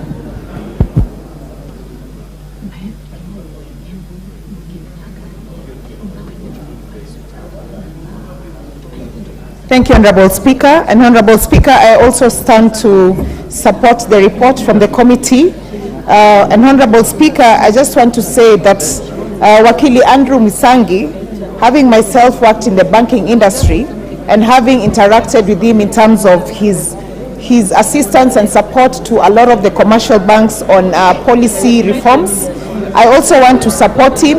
And my wish list to him, Honorable Speaker, is that as he assumes office to chair the Central Bank board, I want to tell him that because, especially with his background as a lawyer, and the fact that the board is actually determined, and one of the key functions is in terms of policy management, I just want to give him a wish list because I know he's a competent man. And one of the things that we are grappling with, Honorable Speaker, is that we don't have stability in terms of our currency. That is one of the areas that he needs to take very serious consideration into. Number two, it is in the area of treasury bills and treasury bonds, because, Honorable Speaker, we are one of the few countries that have a lot of Kenyans who invest in this space, but this space is not digitalized, and sometimes it takes too long. It takes you up to 30 days in this country for you to be able to initiate and start the process of actually investing in treasury bonds. And I want to urge Wakili as he takes office to ensure that this particular process is digitalized. Honorable Speaker, in the cryptocurrency space, right now in our country, we do not recognize the cryptocurrency as a legal tender. This is another area that we are lagging behind, Honorable Speaker, and I just want to encourage the incoming chair to ensure that we at least fast track and enable our central bank to start recognizing cryptocurrencies as a legal tender, so that we can then have more Kenyans operating in this space. And number two, so that Kenyans can have guarantee that they have the backing of their central bank when they are operating in this space. Because right now, as it stands, Honorable Speaker, yes, we do have Kenyans who are operating cryptocurrencies, for example, the Bitcoin, but the problem is, were there to be any risks associated with cryptocurrency, then they wouldn't have any legal backing because it's not recognized as a legal tender. Therefore, I just want to encourage the chair that one of the quick policy reforms that he should undertake is to ensure that we are recognizing cryptocurrencies as a legal tender in our country. And finally, Honorable Speaker, I just want to also say that because of the digital space that we now find ourselves operating in, and because we do not have sufficient laws that enable us to place ourselves properly in the dynamic nature of the digital reforms, I want to encourage the chair that together with the CEO of the Capital Markets Authority, together with the Communication Authority, that as a country we need to fast track and ensure that we have a digital sandbox that will enable us as a country to be able to safeguard our people against any risks and adversities that come with the nature of not being properly prepared in the digital space and not having the proper reforms. With those few remarks, Honorable Speaker, I'd like to support and wish the incoming chair all the best. I thank you. Member for Gilgil, Honorable Martha Wangari. Thank you, Madam Speaker. I also rise to support these reports. And let's try to keep it brief so that more people can have an opportunity. Yes, Madam Speaker, I will be very brief. I support the nomination of Andrew Musangi to be the chair of CBK. And Madam Speaker, the role and the duties of this board is already cut out, because to ensure a good fiscal health of our country, Madam Speaker, this will be very critical and will be at the center of it. And even the issues to stabilize debt, Madam Speaker, the issue of management of the country's foreign reserves and exchange will be very key. But what I want to contribute to, Madam Speaker, number one, is that we expect better communication strategy from the bank to the people. And Madam Speaker, the reason I say this is that we have very many banks that have gone down or have collapsed, and members of the public have to know this through Twitter or through bloggers, and the following day they are up in arms lining up to take their money, and it ends up becoming a crisis, Madam Speaker. So to actually insulate the populace and to actually protect the monies, because even as in this Kenya Kwanza government, Madam Speaker, we are trying to encourage saving culture of members of the public. But Madam Speaker, if you cannot be sure that your money is safe in a bank, then you end up just having no option, Madam Speaker. So I hope that the new central bank board will be excellent in communication. And Madam Speaker, this Andrew Musangi's career has spanned over 25 years, Madam Speaker, and he has been in very high-profile positions in the public domain. So in terms of having the competence, we don't doubt it, Madam Speaker. I just hope that this can be imported, better communication as the lawyer he is. Let us be able to advise our public and not leave them to be able to know these things from the bloggers, to lose money in microfinances, to lose money in cryptocurrency, which is not very well regulated. And Madam Speaker, the other issue that I hope to see is the opening, and I watched his interview, Madam Speaker, and so the issue of money laundering, the issue of corruption. If we are going to stem and deal with corruption, central banks should be at the center of ensuring that we know how exactly money is being laundered in terms of movement in this country, Madam Speaker. The issue of oversight in AIA or appropriation in aid, Madam Speaker, must have central bank at the center of it. So I want to take this opportunity to also wish him all the best and support the report of the committee. Thank you, Madam Speaker. Put the question now. Before we go next, allow me to recognize the presence of St. Teresa Boys High School, Kabula, from Bumula constituency, Bungoma County. And I think I will now allow I'll allow Honorable Wamboka from Bumula, member for Bumula. Thank you so much, Honorable Speaker. Brief so that more people can have an opportunity. Thank you so much, Honorable Speaker. May I take this opportunity to officially invite our boys from Bumula, St. Teresa's Kabula, in this August House. And that I'm proud, Madam Speaker, to be associated with this school. It is one of my centers of excellence, and they have done well. In my constituency, they have made us proud. In the last examination, they took 47 students to university, and they exceedingly continue to perform well, Honorable Speaker. I'm sure when they go back home, they will be able to appraise themselves of what they have seen in terms of rules and procedures of this House. And in future, we may see MPs and the presidents out of this lot of my boys. Welcome, Wana Teresa's Kabula. Asante sana. Thank you, Honorable Speaker. Thank you, and thank you for keeping it brief. The member for Buri, Honorable Mugambi, and let's keep it brief, as we said.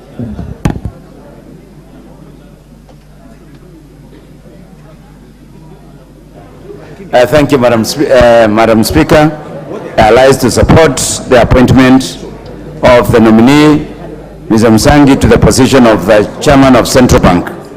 Madam Speaker, Central Bank plays a critical role in the management of fiscal programs in this country. Madam Speaker, it requires somebody with understanding and knowledge and the capacity to do so. I believe the academic qualifications and experiences of this nominee are certified that he is going to do a great job for this country.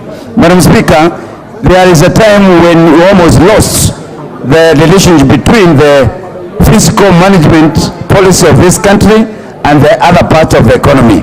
Madam Speaker, this candidate has demonstrated the ability to bring the interaction between the currency management and the other activities of the economy.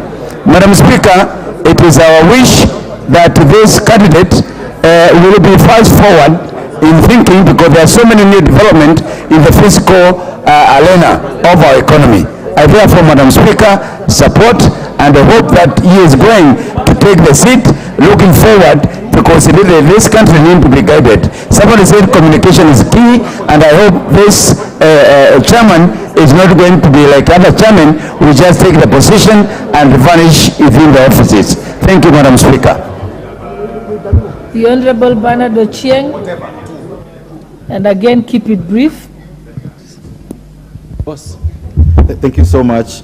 Madam Speaker, I rise to support the nomination of Andrew Mukite Musangi as chairperson of CBK board.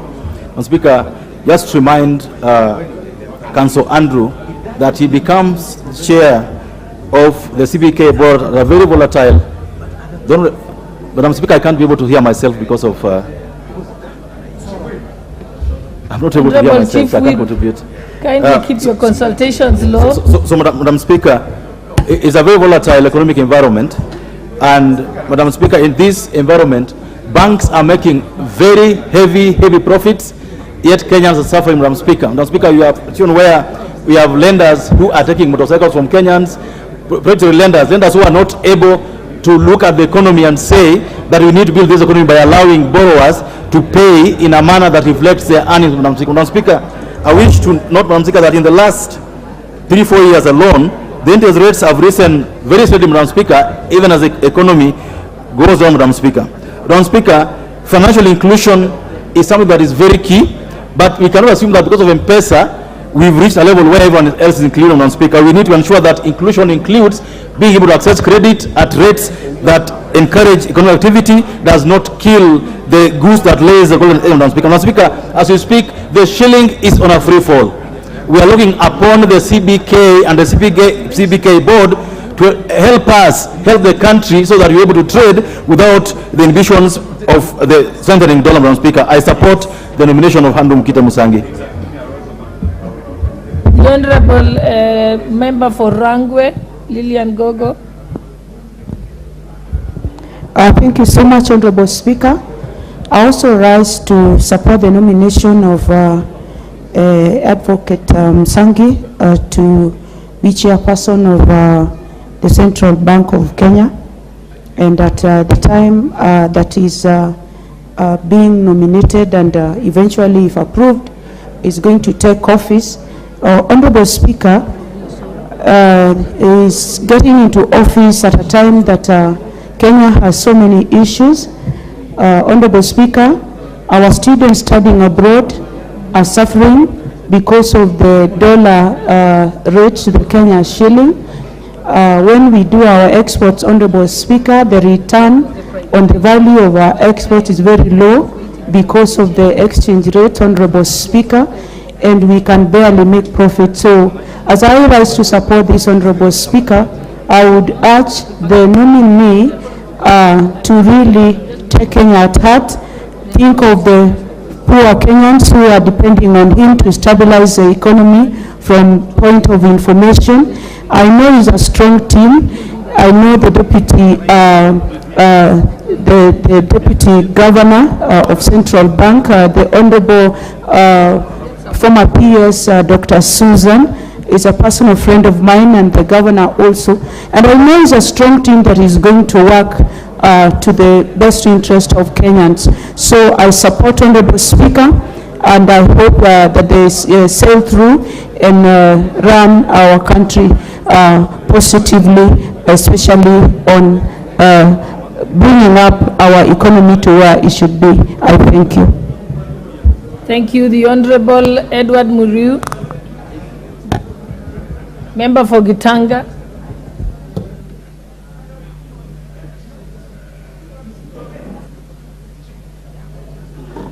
Madam Speaker, thank you for the opportunity. I rise to support the nomination of Mr. Musangi. And Madam Speaker, I want to support with a point of knowledge that Mr. Mukite Musangi is a lawyer of reputation of many years. He has been running very serious law firm.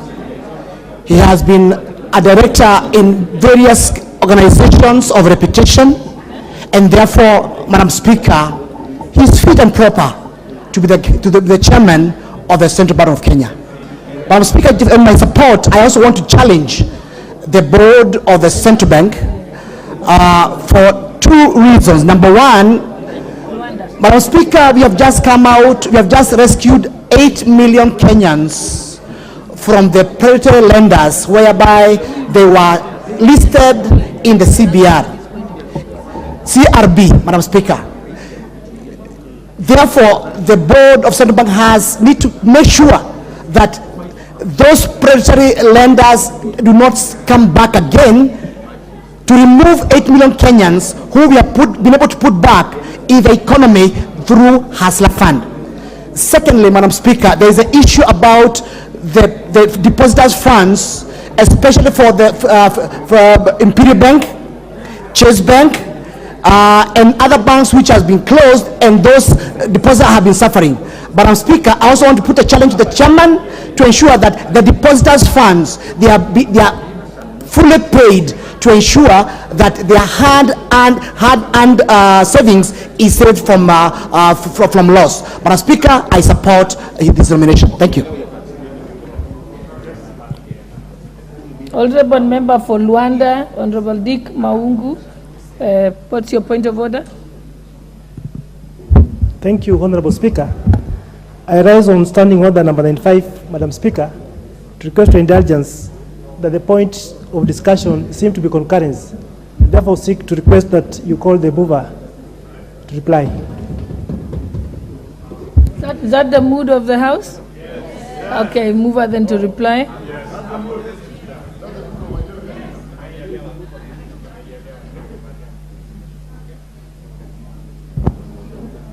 Honorable Speaker, I want to thank the members who have contributed immensely to this particular motion. As a departmental committee that oversights Central Bank, we take keenly the remarks that honorable members have said. We take keenly the remarks on interest rates in this country and making sure that banks actually have competitive interest rates. We take interest in what members have said about safeguarding the deposits of members, where members have talked about some banks have had deposits of members disappear mysteriously in their bank accounts. Interestingly, Honorable Speaker, the nominee, the chairperson, told us that I think it is late father was also a culprit of fraudulent bank transaction where money was withdrawn from his late father's bank account, and therefore, as a departmental committee in charge of oversighting Central Bank, we'll make sure that we put the chairperson to task and the bank to task to make sure that they deliver their mandates as per the Central Bank Kenya Act. And with that, I beg to reply, Honorable Speaker.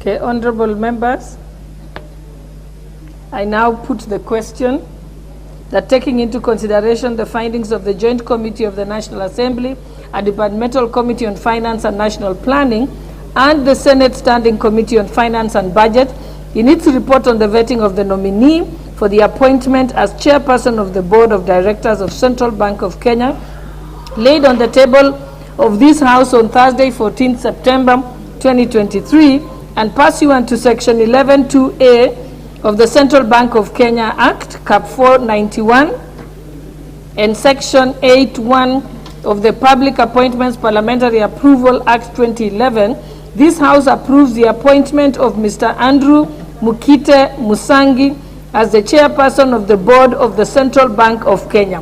Will as many as of that opinion say aye? Aye. Will as many as of the contrary opinion say nay? The ayes have it.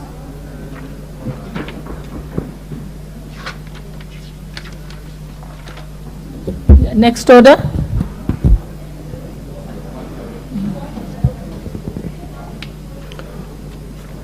Order number 14, the Privatization Bill, National Assembly Bill number 22 of 2023, second reading.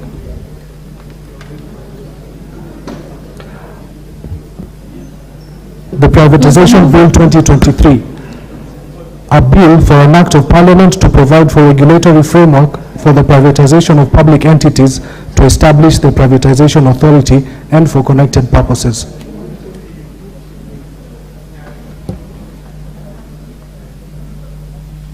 Majority Leader.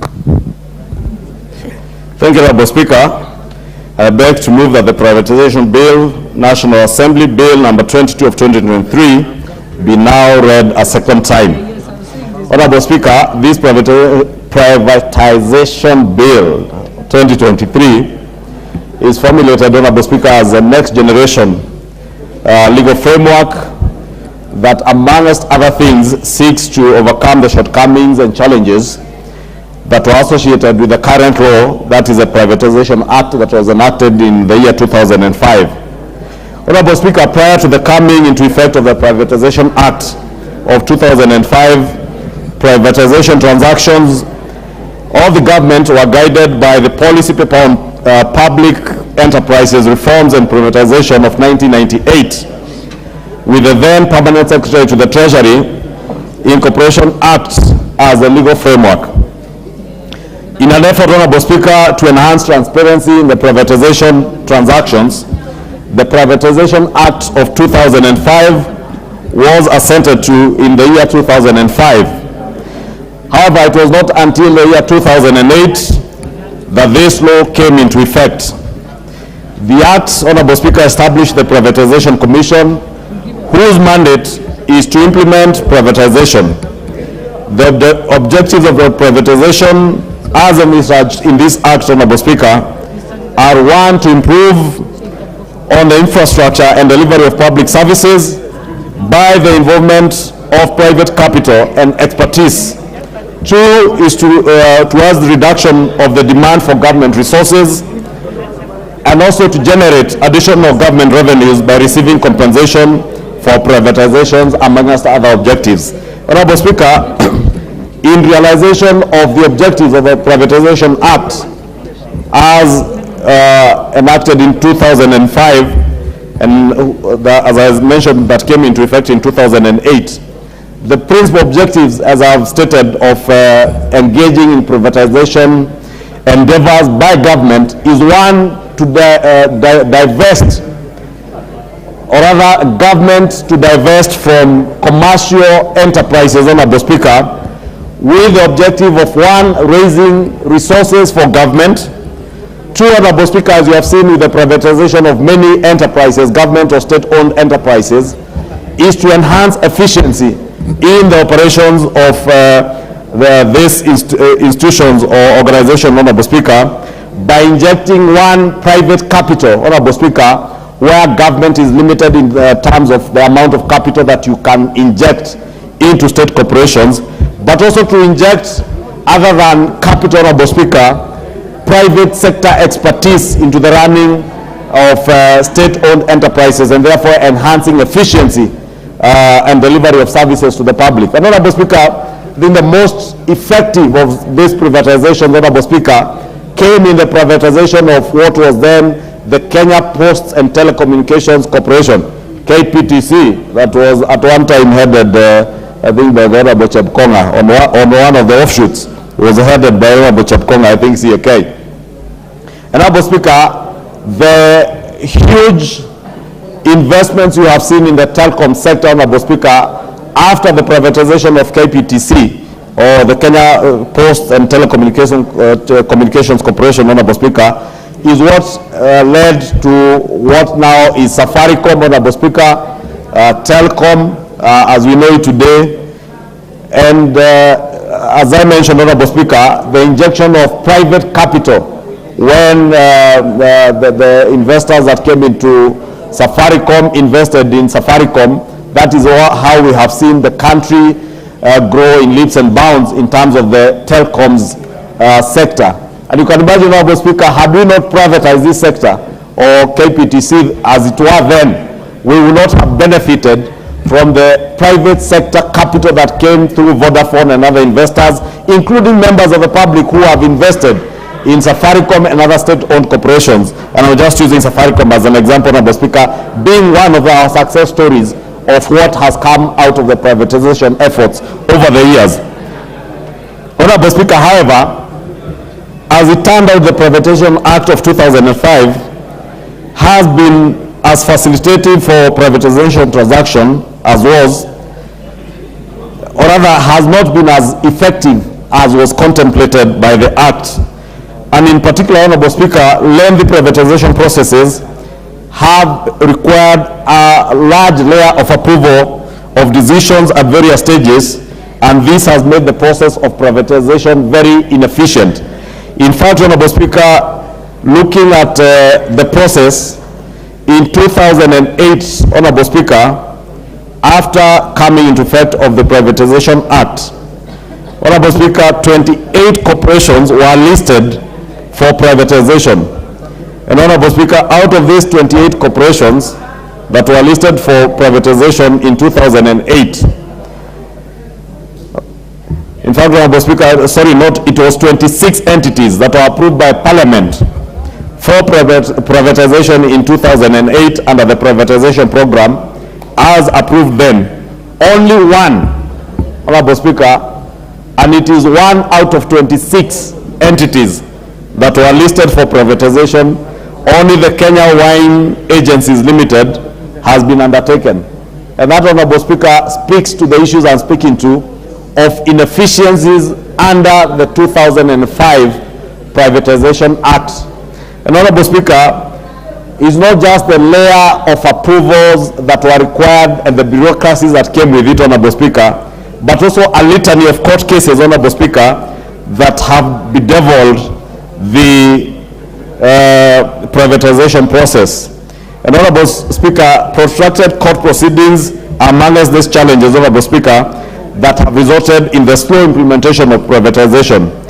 There also have been undue delays in implementation process, as I said, due to the multiple layer of approvals required by various institutions, and also delays in the provision of information during privatization, Honorable Speaker, from the entities themselves. And therefore, this new legal framework under this privatization bill seeks to deal with some of these hurdles and challenges. One, to create efficiencies in the provision of information and even in the formulation of privatization programs, to ensure, Honorable Speaker, that once a program is approved, then the multi-layer approvals, including, Honorable Speaker, approval, and I've just had a discussion with the chair of the committee, because I'm aware the committee had other views in terms of the approval processes by Parliament. And Honorable Speaker, Parliament has a role in a privatization process because these are public entities. And I want to agree with the committee that indeed Parliament must have a role as the people charged with oversight of public resources. Public resources have been deployed in the investments that are state-owned corporations. And therefore, if you are to sell or if you are to privatize these state-owned corporations, then Parliament must have a role in government being able to divest from those entities, Honorable Speaker, to ensure, one, that there is actual and active public participation in these processes as was envisaged by our Constitution. Honorable Speaker, however, the Constitution never envisaged a process where then Parliament also becomes a hindrance to the efficiency of such privatization engagements, Honorable Speaker. And therefore, part of the reasons that, again, Honorable Speaker, that informed this new legal framework under the current Privatization Act, it was required that even the Privatization Commission, which, Honorable Speaker, is not a constitutional commission, ought to have been approved by Parliament. Honorable Speaker, under the 2010 Constitution, because this law was done before the 2010 Constitution, under the 2010 Constitution, it became a prerequisite that only independent constitutional commissions would require the prior approval of Parliament before people taking into office. Honorable Speaker, this new act or this new bill, the privatization bill, bill number 22 of 2023, seeks to address some of those issues. That since the Privatization Commission is not a constitutional commission, then we must not make it mandatory that members of this commission be approved by the National Assembly. However, I am in agreement with the committee that for the privatization program, that then there is a case for the involvement of Parliament because it involves public resources. But for the appointment of commissioners to the commission, that, Honorable Speaker, may not require the approval of Parliament because in line with the Constitution of 2010, only independent constitutional commissions require the approval of Parliament. Honorable Speaker, this new bill seeks now to succeed, or rather to create a new body, the Privatization Authority. Honorable Speaker, I think they are calling it the Privatization Authority. And this Privatization Authority, Honorable Speaker, will be the successor of the Privatization Commission. And this authority, Honorable Speaker, again, the proposal was that this being just an authority and will be governed by a board, that board does not necessarily, just like all other boards to state entities, they never require parliamentary approval. And I think we have had consultations with the chair and the committee that we do agree with what is provided for in the bill, that the board then can be set up without necessarily coming to the National Assembly or to Parliament for approval. However, Parliament has a role in oversighting that board in their dealings in matters to do with privatization. And again, Honorable Speaker, as I have stated, that is where I want to agree with the committee that when it comes to the privatization program, then Parliament ought to have a role. Honorable Speaker, this authority, once established, will have certain functions, and amongst some of the functions of this authority will include advising the government on all aspects of privatization of public entities. It will also be facilitating the implementation of the government policies on privatization and implementing specific privatization proposals in accordance with the privatization program. Honorable Speaker, Part 2 of this bill is what members will see provides for the function of this board, and also the function of the Cabinet Secretary, which will include providing policy direction on matters related to privatization and developing and formulating the privatization program, which, Honorable Speaker, I'm saying that is where now, as we go into the third reading or committee of the whole, Honorable Speaker, we should look at how we can then get Parliament or the people's representatives being involved, either in the approval of the privatization program or the policies as the CS will formulate. This part of Part 2 of the bill, Honorable Speaker, also provides for the appointment and functions of Managing Director, the Corporation Secretary, and staff of the authority. Part 3 of the bill, Honorable Speaker, deals with the privatization program, and if you go to clause 18, Honorable Speaker, all of the bill, it provides that a privatization program shall be formulated by the Cabinet Secretary in accordance with the Acts, that is the Privatization Act, and approved by Cabinet. It will specify the public entities identified and approved for privatization and serve as a basis upon which the privatization shall be undertaken. This part also, Honorable Speaker, makes provisions for the formulation of the program, which includes identification of entities to be included in the privatization program in line with the considerations, public consultations during development and notification of, by Parliament before implementation of the program.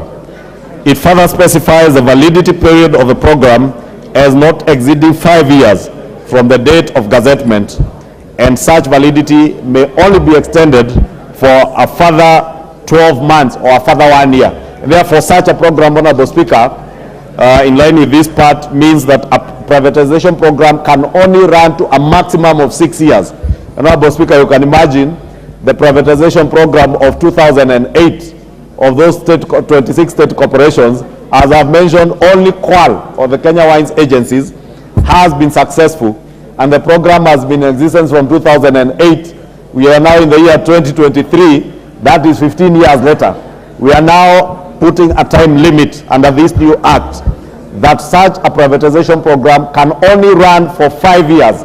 And if within 5 years you have government has not finished that program, they can only seek a further extension of only 12 months to be able to conclude that program.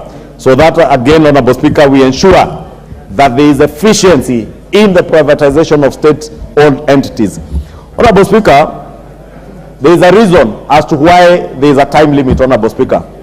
And this is informed by the fact that for you to be able to derive actual value from state entities that you want to privatize, then time is of essence, Honorable Speaker.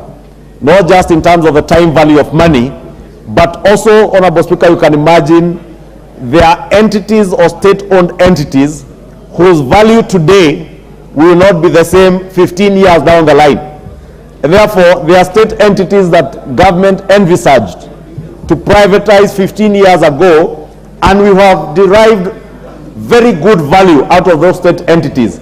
But because of advancement in technology and changes in the global economy, some of those state entities have now become moribund, and even the technologies they are applying, Honorable Speaker, are not technologies, Honorable Speaker, that would derive value in today's world. And therefore, the Kenyan people or the public will not derive the true value of an entity if the process is so protracted and runs for 15 years, as was happening under the old Privatization Act. Therefore, Honorable Speaker, under this new privatization bill, we will seek to ensure that there are timelines, strict timelines, under which to implement a privatization program. So that if you are privatizing, for instance, a technology-based company, you do not take 5, 6, 7, 8, 10 years, and by the time you are seeking to privatize, the value of that company has dropped to almost negligible figures, and therefore the public loses value. The intent of this bill, Honorable Speaker, if it becomes an act, Honorable Speaker, is to ensure that we derive value at the right time, when we can derive the maximum value out of the state-owned enterprises that we seek to privatize. And I do hope, Honorable Speaker, that members will support this bill to ensure that we never lose value.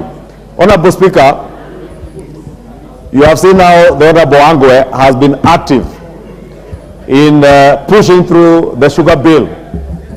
You can imagine, Honorable Speaker, if, for instance, the sugar companies in the Western Kenya belt and parts of the coast were privatized, say 10, 15 years ago, the value would have derived out of those sugar companies, that some that we have been just talking about their privatization, but it has never happened. And I want to pray, Honorable Speaker, that this time round we shall get it right.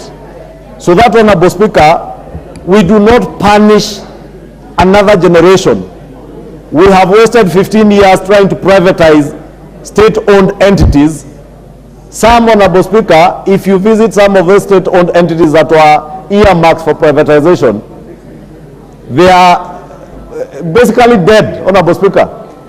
Some today, if you were to privatize them today, you would sell them for a song or for no value, Honorable Speaker. But had we done it at the right time, Honorable Speaker, we would have derived value for the public. Those entities would have become more efficient. We would have been able to deploy private capital, therefore enhancing efficiency in the operations of those entities.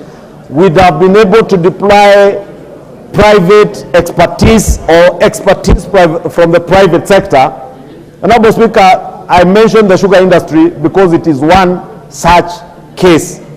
Well, Honorable Speaker, whether you go to Mumias, whether you go to Nzoia, whether it is Sony Sugar, Honorable Speaker, you'll be shocked that the kind of equipment that is in those sugar companies, Honorable Speaker, are so moribund and inefficient that it becomes so expensive to run those entities. And that is the reason why you will see the people of Mumias, every successive administration from the Kibaki administration to the Kenyatta administration, now with the exception of the RUTO administration, has pumped money into Mumias. But what have we derived out of the money that we have pumped into Mumias, Honorable Speaker? Absolutely nothing. So we have wasted a lot of public resources pumping into inefficient entities, Honorable Speaker, and that is what is informing this privatization bill, that we will enhance the efficiency with which we privatize state-owned entities, so that we deploy private capital, private expertise, private technology from the private sector, Honorable Speaker. If we had deployed private expertise in Mumias, Honorable Speaker, the cartels that have been running the sugar sector in Kenya would have been driven out of business years ago. And I must take this opportunity, Honorable Speaker, to commend His Excellency the President. Because he has said, and he has told these cartels that there are only 3 things to do in this country. And in those words, Honorable Speaker, if I may quote him, he has said, mambo ni matatu. And in this mambo ni matatu, Honorable Speaker, because we have been speaking about the fight against corruption, Honorable Speaker.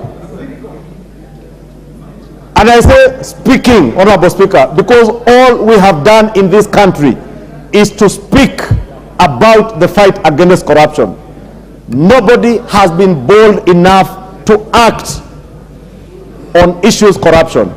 I must commend the President because he has indeed shown the country that with the mambo ni matatu, he intends to act on corruption, not to speak about corruption. Honorable Speaker, you remember in the last regime, at one point during a State of the Nation address, the former president, speaking about corruption, fired over 200 public officers, many of whom ended up getting back into public service, because we are all accustomed to speaking about corruption. Honorable Speaker.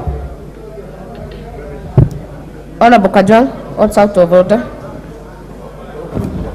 Madam Speaker, the majority leader is referring to what we have had out there as mambo matatu. Mambo ni matatu. Can majority leader confirm that he is encouraging extrajudicial killing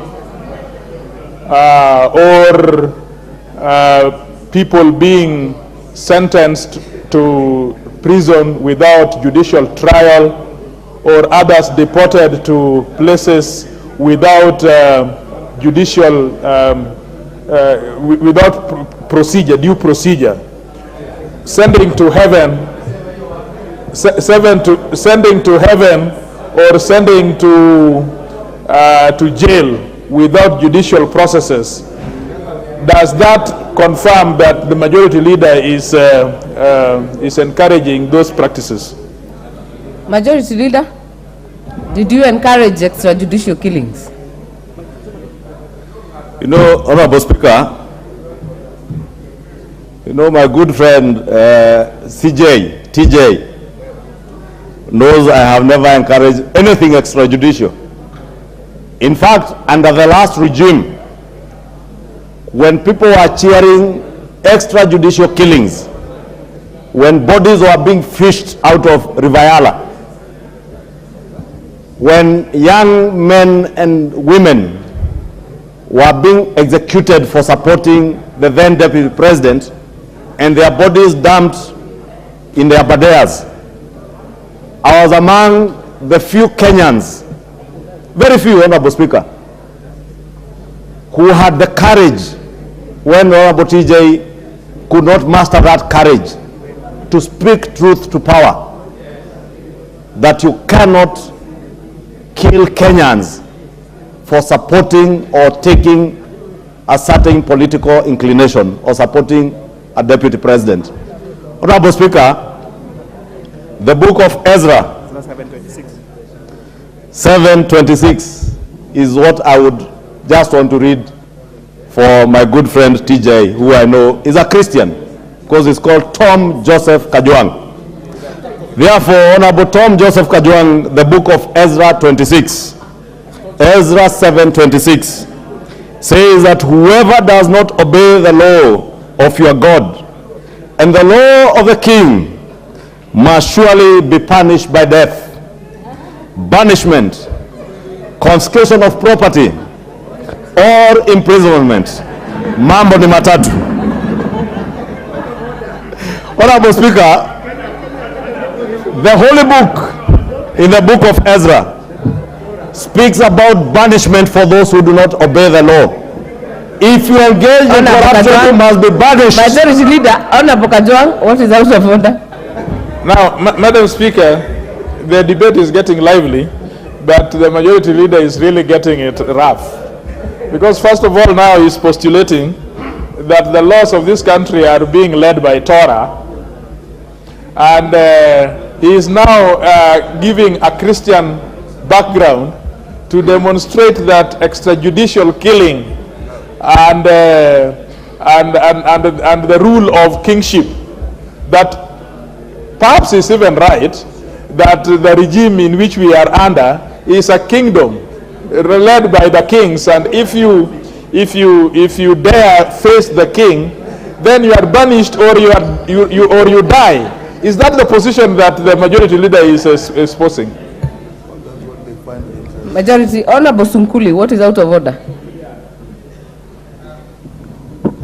What is out of order, Madam Speaker, is that the Honorable Ishungwa, the leader of majority, needs to explain to us, maybe, because he's quite knowledgeable, of how the third option of going to heaven can be exercised without death. And also, Madam Speaker, to explain to us how Ezra, written 5,000 years ago, applies in a situation where democracy is now reigning. Because during the days of Ezra, there was only one person. That was God, and the other person was the king. Here, we have neither the king, and God is for us all. But I'm more interested in knowing whether he also believes that there is a way of going to heaven like the Holy Mary. You've made your point. I don't know how you know who was there, but majority leader, continue. Honorable Speaker, you know, now the Honorable Sunkuli is inviting me into a class of theology. And because I am a Christian, member number 39 of Gikambura district of the Presbyterian Church of East Africa, Reverend Musagitao PCA Church, I will invite the Honorable Sunkuli to my church during one of the cell group meetings, and I'll take him on a class on theology, so that he knows when the Bible speaks about the king is the Lord, not the earthly kings. And that also answers Honorable TJ.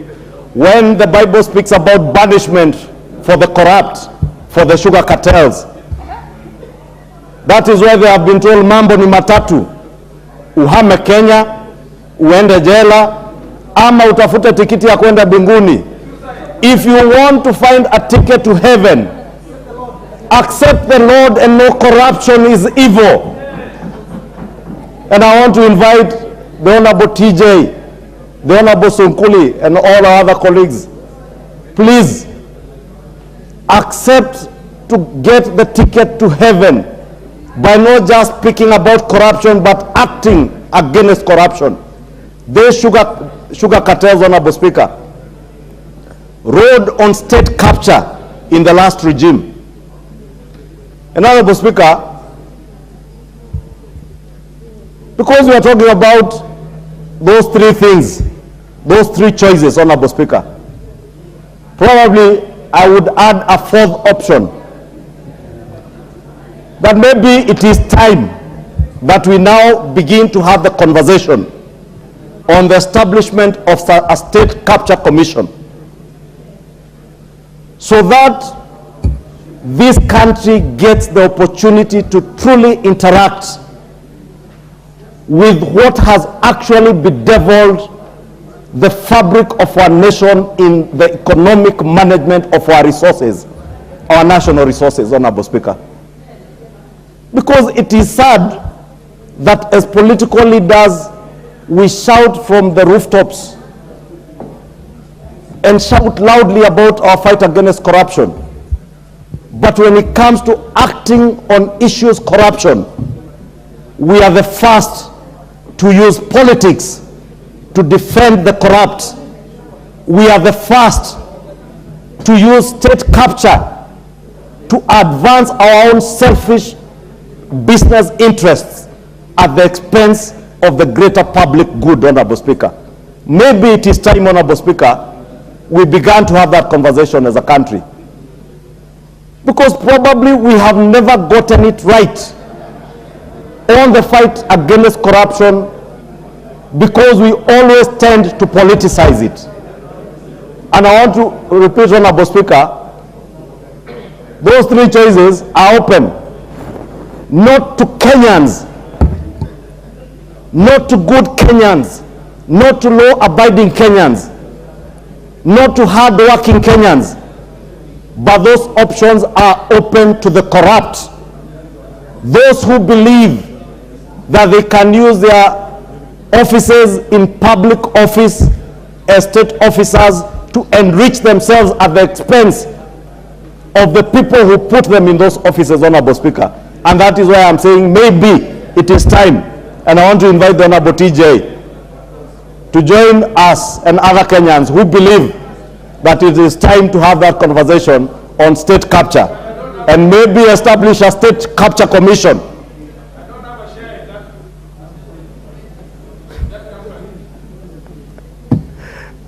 Honorable Speaker, I would have ignored what the Honorable TJ is saying, that he has no shares in that company. I do not know which company, but I know, because I can hear what he's saying from his position.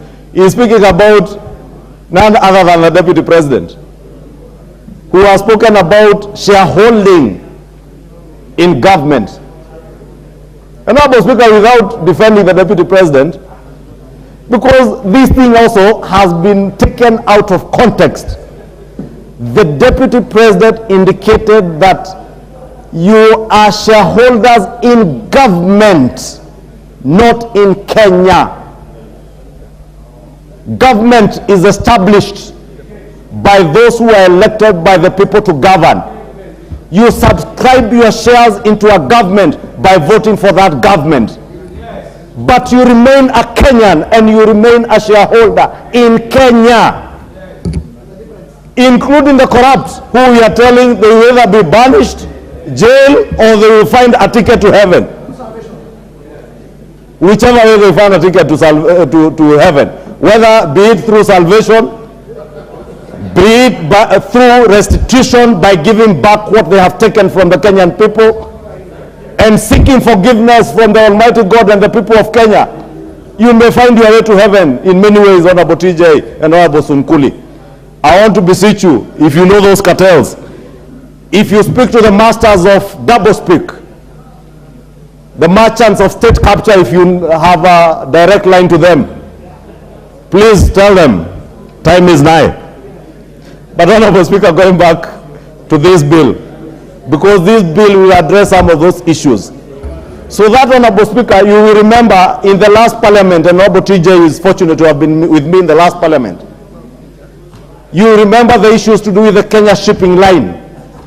You remember the retrogressive laws that we made sure never saw the light of day. And I must thank the Honorable TJ, because on the National Aviation Bill, he was very emphatic that we must not use state capture to privatize state-owned corporations like the Kenya Airports Authority in order to achieve selfish family and private interests, as well as envisaged under the National Aviation Bill that came to us and the Honorable TJ in the last parliament.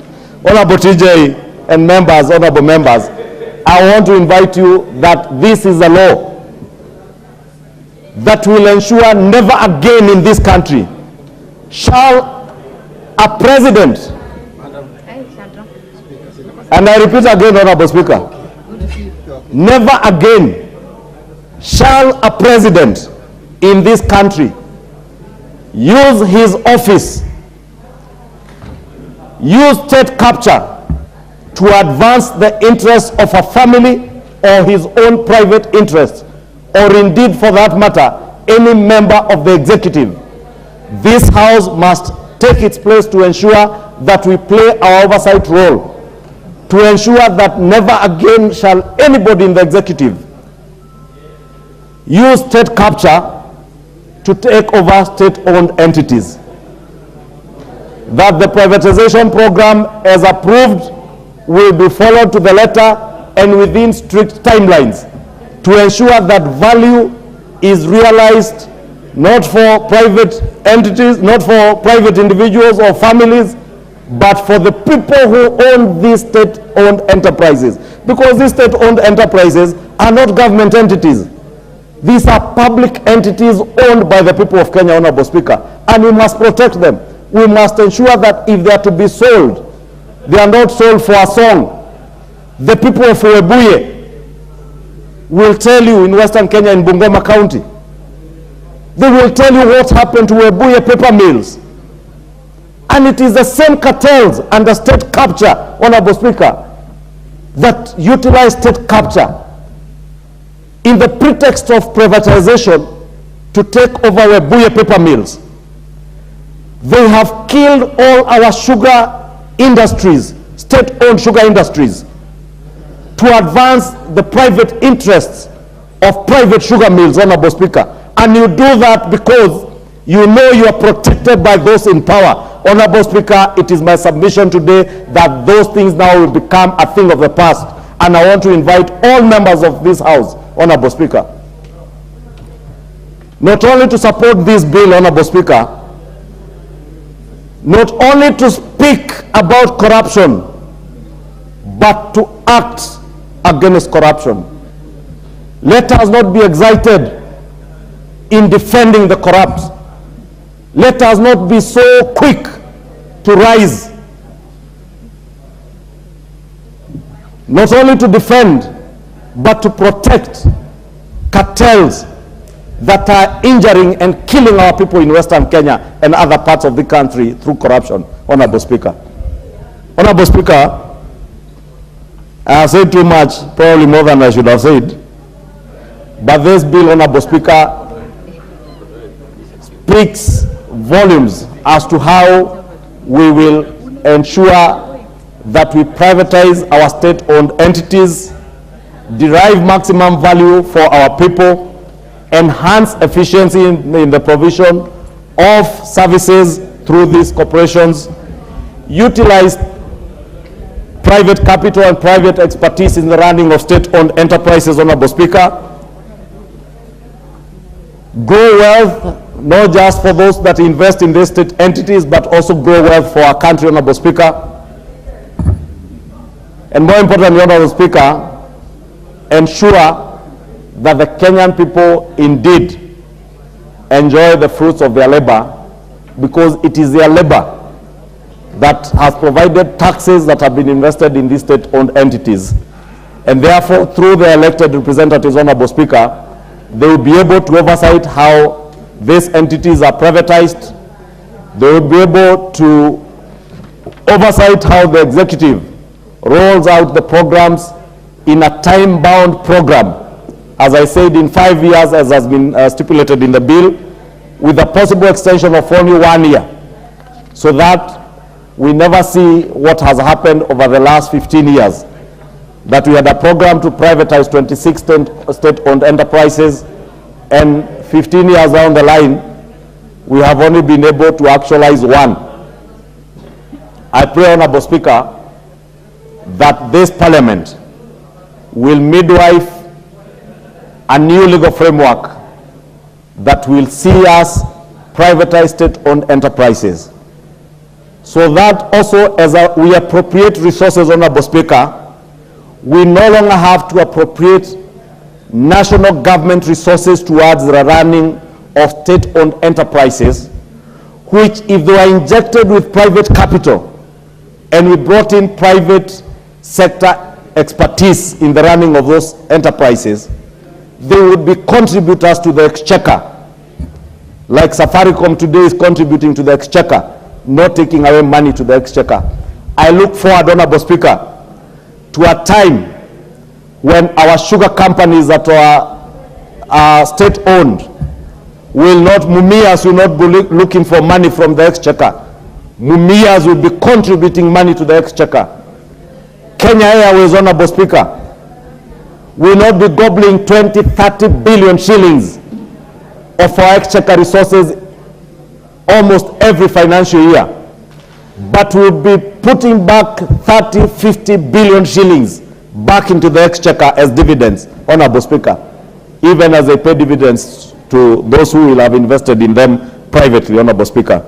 And with those, Honorable Speaker, in closing, that is the last objective of the privatization of state-owned entities, to ensure that we no longer have to appropriate our national resources to run state-owned enterprises, but to inject efficiency, inject private capital and private expertise to be able to derive more value out of these entities as they contribute to the exchequer, Honorable Speaker.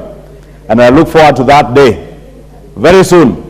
And I'm sure under the able leadership of President William Ruto and his cabinet, and with the able support of all well-meaning members of parliament who shall not defend corruption, who shall not defend cartels, we will see that day come when we shall no longer invest money in KQ, but KQ will be giving the government of Kenya money. Honorable Speaker, with those many remarks, I beg to move and request the chair of the Finance and Planning Committee, who together with this committee have done a commendable job in processing this bill and taking it through public participation, to second. And let me, in closing, take this opportunity to thank the Finance and Planning Committee through its very able chair, the member for Molo, for the work that they put in, and look forward to the Thank you, Majority Leader. Honorable Kimani Kuria. Thank you, Madam Speaker. Madam Speaker, I beg to move that the privatization bill be read a second time, or to second that the privatization bill be read a second time. And maybe before I do, the good debate the Leader of Majority had with TJ Kajwang on Ezra, I would refer them to the book of Ezra, chapter 7, verse 8 to 10, that describes who Ezra was. And as a renowned lawyer, TJ Kajwang should really benefit from the great knowledge of the gentleman called Ezra in matters of law, and where he dedicated all his life to teaching the law. Having said that, Madam Speaker, before setting out the specific provisions of this bill, let me try to bring an understanding why we are here we are today. Privatization, Honorable Speaker, of state-owned enterprises refers to the process of transferring ownership and control of government-owned or state-run agencies to private individuals or entities. This is often done, Madam Speaker, through the sale of shares or assets of these enterprises to private investors or companies. The primary goal, Honorable Speaker, of privatization is to prove efficiency, reducing the fiscal burden in the government, promoting competition, and enhancing economic growth. Honorable Speaker, privatization finds itself on several economic theories, and without turning this into an economic class, there are three particular theories that I found very useful in the matter of privatization. The first is the public choice theory, as written by one Butcher in 1972. Honorable Speaker, this right actually says that public-owned entities end up performing poorly because they are led by politicians. And the greatest motivation of politicians is getting votes. And therefore, when faced with a decision of getting votes or enhancing efficiency of that institution, a politician will always choose votes. And that is therefore why, as per public choice theory, these public-owned entities actually fade. And that is why it is in the best interest of the country that they be privatized. Honorable Speaker, we have the property rights theory, which says that shareholders are residual claimants to profit in an enterprise or in a company. So if I am a shareholder in a company and I sit on the board of that company, I want to get more profit from that institution. But who are those that sit in the board of these companies? Most of the time, the shareholder called GOK is represented at the board by either the principal secretary or the cabinet secretary for that line ministry. The problem with this is that usually in private enterprises, as a shareholder, you want to maximize your profit. But here, the profit does not come to yourself as a person. And therefore, the effort that you'd expect that particular minister or PS to put in that particular institution is minimal, because this additional responsibility does not accrue any additional revenues for that particular officer. Madam Speaker, we have the agency theory. And the agency theory talks about that managers will always try to maximize their own utility. Like as a manager, your best interest is not necessarily that of the shareholder, it is that of yourself as a manager of that institution. In the private sector, this agency theory is well taken care of because there is a competitive market for those managers. So those managers are competitively looked for in the market. There is incentives given, including salaries, including shareholding in those companies. You should check, for example, this payment that is made, the salary that is paid to CEOs of some of these institutions in Kenya.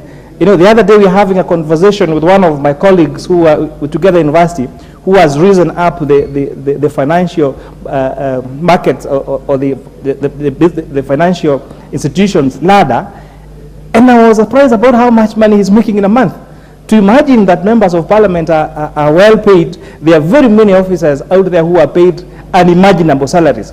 So that reward system now takes care of the challenges of agency theory. But in public-owned institutions, these officers have to adhere to the job groups in government institutions. And whether that publicly owned enterprise makes how much money, there is no reward system, whether in terms of shares or better remuneration for those officers, which therefore makes the motivation that they have in those particular institutions very minimal. Honorable Speaker, the bill had proposed something that the committee really flagged out, that there would be a privatization program. And this privatization program, Honorable Speaker, is the program that states which institutions are going to be privatized when and how. But interestingly, the bill excluded the approval of Parliament. As the Committee of the Full House, Madam Speaker, this afternoon, I will be moving for amendment in our bill to include a proviso that a privatization program must be approved by the National Assembly, Honorable Speaker. We have seen a myriad of problems in the privatization sector. Later this afternoon, we'll be debating the measures being put in place to revitalize sugar companies. And it's really a pity that a whole region, a whole western region that relied solely on sugarcane have approved they have uprooted their sugarcane, and they have no interest whatsoever in this sugar business. And really thank Honorable Wangwe for the steps you've taken, and we'll be discussing that later this afternoon and making sure that we revitalize these particular institutions, Honorable Speaker. Madam Speaker, in light of the foregoing bill, it will serve what I will summarize as 4 important things. 1, to provide for the coordination and oversight of privatization matters. It is key to note that these institutions were created by taxpayers' money. That these institutions are the sweat of Kenyans that will be paid through their taxes that they have the establishment. It is therefore only fair that we have a proper legal framework that we provide now for not just the coordination, but most importantly, the oversight of that privatization. Honorable Speaker, this bill seeks to establish the formulation of the privatization program. That is number 2. Number 3, it makes a provision for the implementation of the program. And lastly, number 4, provides for how these agreements are supposed to be contained and implemented. Honorable Speaker, we've had a privatization commission existent for almost 15 years. It is really sad.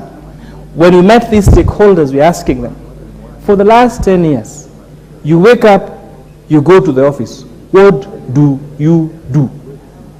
When you go back home, why do you have a reason to wake up the following day? And the President Commission was sharing us the disappointments they have had every time they've come up with a program for privatization that has never seen the light of day. Year 1, year 2, year 3, year 4, all the way to all those number of years. The establishment of this bill, Honorable Speaker, safeguards It's important to mention. Even though it repeals the current Privatization Act, it safeguards the jobs of those already working at the Commission and provides for a transition process, how they're going to transition from the Privatization Commission to the Privatization Authority as enshrined on the bill.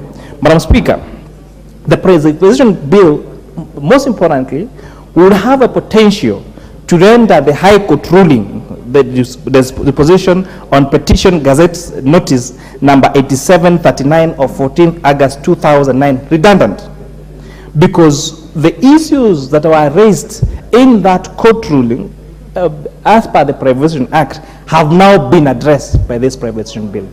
I would like to thank the leader of majority, because this is a government-sponsored bill, for making sure that this becomes timely, that we bring a sobriety, we bring efficiency, we bring competence in the privatization of our state-owned institutions. And lastly, Honorable Speaker,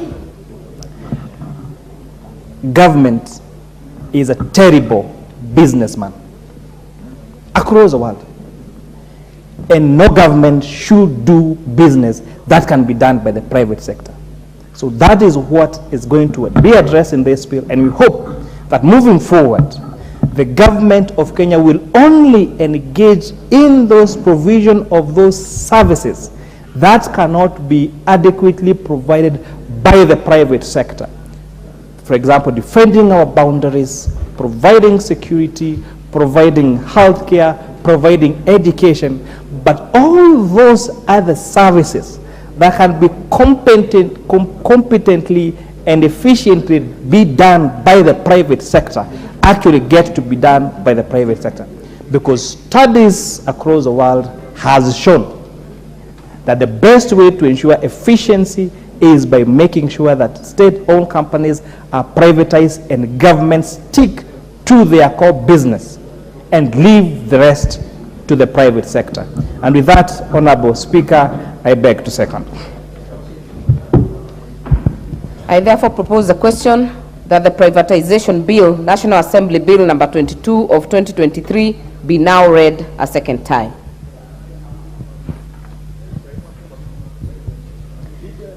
Honorable Dr. Pukose.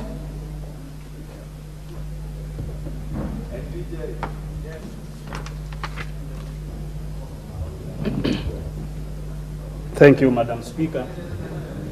Thank you, Madam Speaker, for allowing me to support this bill. Madam Speaker, this is an important bill that we should be able to support, and I didn't have much to add into what the contributor has made. I support it. Member for Tharaka.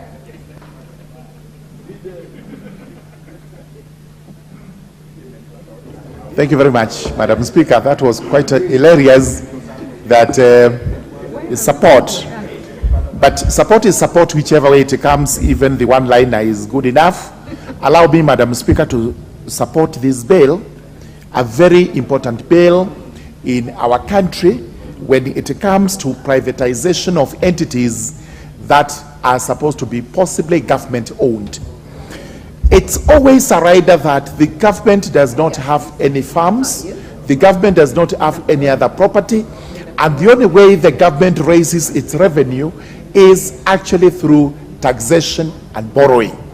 Because it is now proven that where government tries to invest into actual property, most of it go awry, as a result of which we have incompetent entities going around and unable to perform the functions for which they were performed. Even for the parastatals under the Parastatals Act, it is going to be that where they cannot perform, they should actually be privatized, and we have private people running private businesses for purposes of giving the government money. It is not the other way around, as stated by the leader of majority, that we have entities that are going to the government day after day, begging for money so that they can be salvaged. We should actually close the shop for all those entities, bring them up as private entities, and we start getting money from those entities. We have in mind, as it has been said, the sugar companies. The sugar companies now need to be privatized. It is the high time we got these companies producing sugar, that they are selling sugar from which we get taxes and revenue, as a result of which they continue to be going entities. KQ is another one. Definitely. We need to rethink about Kenya Airways. It is our national carrier. It has a very nice slogan, which makes us extremely proud because it's the pride of Africa. It is everything good Kenyans can think of. But what we get from it, year in, year out, debts after debts, debts after debts, because it is not able to run its own affairs. We now need a law like this so that we can privatize it, and it continues to be the pride of Africa that it should be, and make Kenyans pride. I have gone through this act. It's a very important act in that it now sets into motion the way we are going to privatize the entities that are earmarked for privatization. We actually have an authority that is being formed, which is going to be the Privatization Authority of Kenya. Possibly we will add of Kenya, so that wherever we go, we know that what we are privatizing belongs to Kenya, and it is being done by Kenyans. It's an authority that is supposed to spearhead privatization activities in the country. The way it has been formulated is from part 2 of the act. The cabinet secretary is given the powers to set up the authority, and once the authority comes in, it is supposed to be managed by a board of directors, which is chaired by a person appointed by the president, and the other members equally appointed. This is important because we also have technocrats in it, including principal secretaries for National Treasury, principal secretary responsible for matters relating to investments, and we have the Honorable Attorney General coming in, so that he does give advice and guidance when it comes to matters such as this. We know very well that there may be elements out there who are looking at privatization as a golden opportunity to take over through whatever mode of taking over, whether capture, whether stealing, whether which, so that they are able to enrich themselves. With such a law, these need to be forewarned that there will be no room for trying to take away Kenyans' properties, which are supposed to be privatized. We have also banks which still are in the hands of the government, which banks, again, we need to relocate to see whether it's the high time that they are 100% privatized and the government opts out. I did talk about parastatals, including a company, a private limited liability company like the Kenya Power, which again Kenyans are complaining about because it is not rendering the services for which it is actually formed to render, in that I think the government still controls a large share of this particular company, and we should be moving away from this, such that we have Kenya Power fully privatized.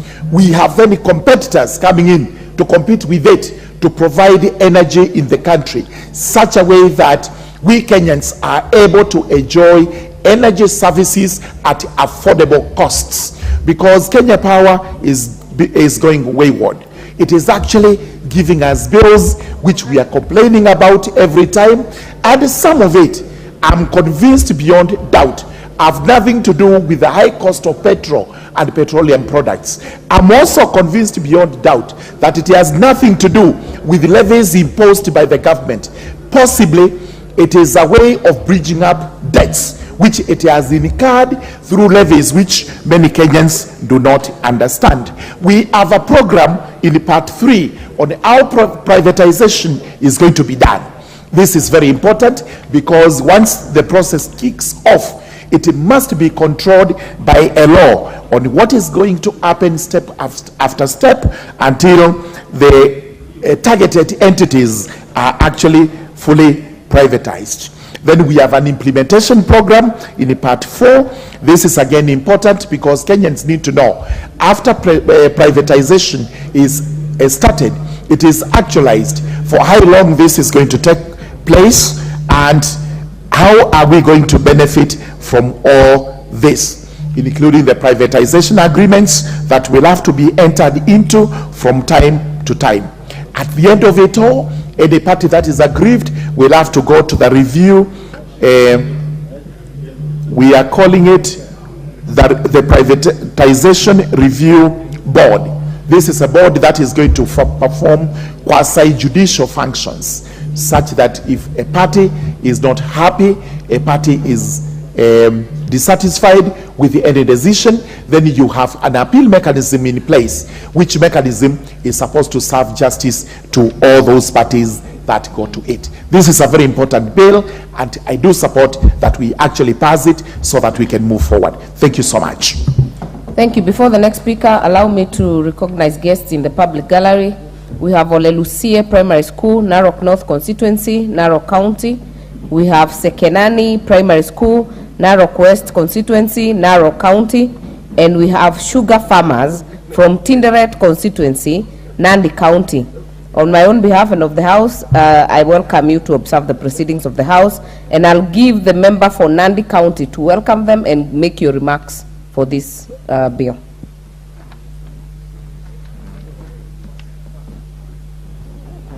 Thank you, Madam Speaker, for giving me this opportunity. First, to welcome and appreciate the Nandi County sugar farmers who are in this House today to observe the proceedings.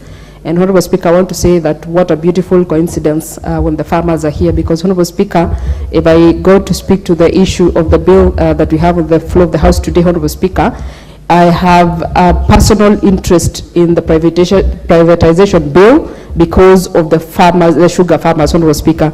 Honorable Speaker, every time the privatization bill is spoken about and issues privatization come up, I think about the sugar farmers, Honorable Speaker, who are actually people who take their produce to Chemelil Sugar and many other sugar companies, Honorable Speaker, in this country.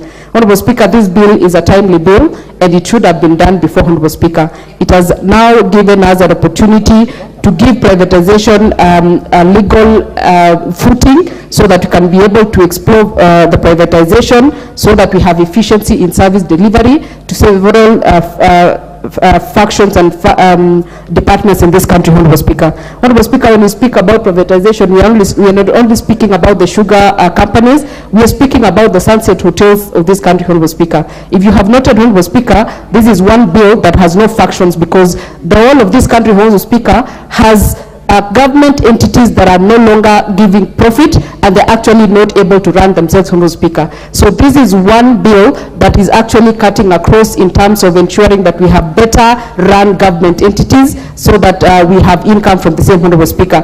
Honorable Speaker, I remember at times when we would go to Sunset Hotel, Honorable Speaker, there would be very nice fish there. And the next month you go there, Honorable Speaker, it is closed down because there is nothing that is able to run the facility, Honorable Speaker. And I think this is timely, Honorable Speaker. I want to speak, Honorable Speaker, to the bill. The bill, Honorable Speaker, if you have looked at it, it gives the Parliament, the parliamentarians an opportunity, Honorable Speaker, to be able to ratify it, Honorable Speaker. After the approvals have been done or the recommendations have been done, Honorable Speaker, they must and should come to this House, Honorable Speaker, as put out in the bill for ratification, Honorable Speaker. Honorable Speaker, this gives an opportunity the representatives of the counties, the representatives of the constituencies, the representatives of the people, Honorable Speaker, to add their voice, Honorable Speaker. Honorable Speaker, I want to speak passionately to Chemelil Sugar as an example of those entities that should be privatized immediately, Honorable Speaker. Honorable Speaker, when I was growing up in the hills of Nandi, Honorable Speaker, Chemelil Sugar was a lion then. It was an entity that used to sponsor serious talent games, Honorable Speaker, football and volleyball and whatnot, and they used to fund them, Honorable Speaker. There was a school called Chemelil Academy, Honorable Speaker. It was an icon that was spoken about by each and everyone in this country, Honorable Speaker. But as we speak, Honorable Speaker, even the CSR that we used to get from Chemelil Sugar, the health facilities that they used to build, the roads that they used to repair, employment opportunities, Honorable Speaker, issues to do with the businesses, the sugar farmers, Honorable Speaker, that used to deliver their cane to that place, Honorable Speaker. It reached to a point, Honorable Speaker, in 2016, where a farmer cried and said, I actually delivered my cane in 2014 to Channel Sugar, and to 2016, I have not been paid and my children are at home, Honorable Speaker. Honorable Speaker, these are part and some of the entities that we must ensure that they are privatized, Honorable Speaker, and we thank the drafters of this bill, Honorable Speaker, for giving this country an opportunity to be able to put these entities into private hands so that we have efficiency. We stop them, Honorable Speaker, from demanding too much from exchequer releases, and we actually have profits, Honorable Speaker.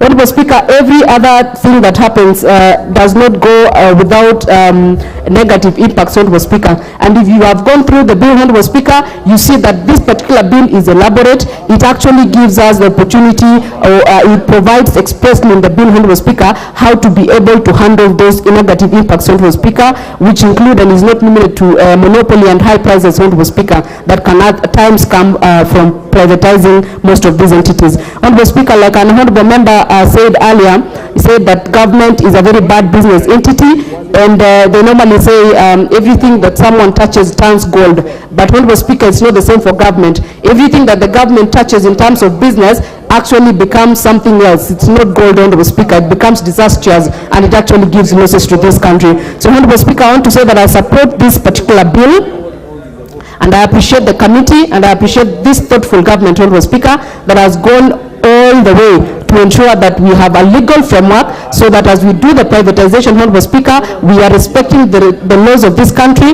and the Constitution of Kenya, Honorable Speaker. So I support this bill in entirety, and I hope that we are going to have its implementation quite fast so that we bring back this country to its economic footing. Thank you, Honorable Speaker, for the opportunity. Thank you. The next chance will go to Dr. James Nyikal, member for Seme.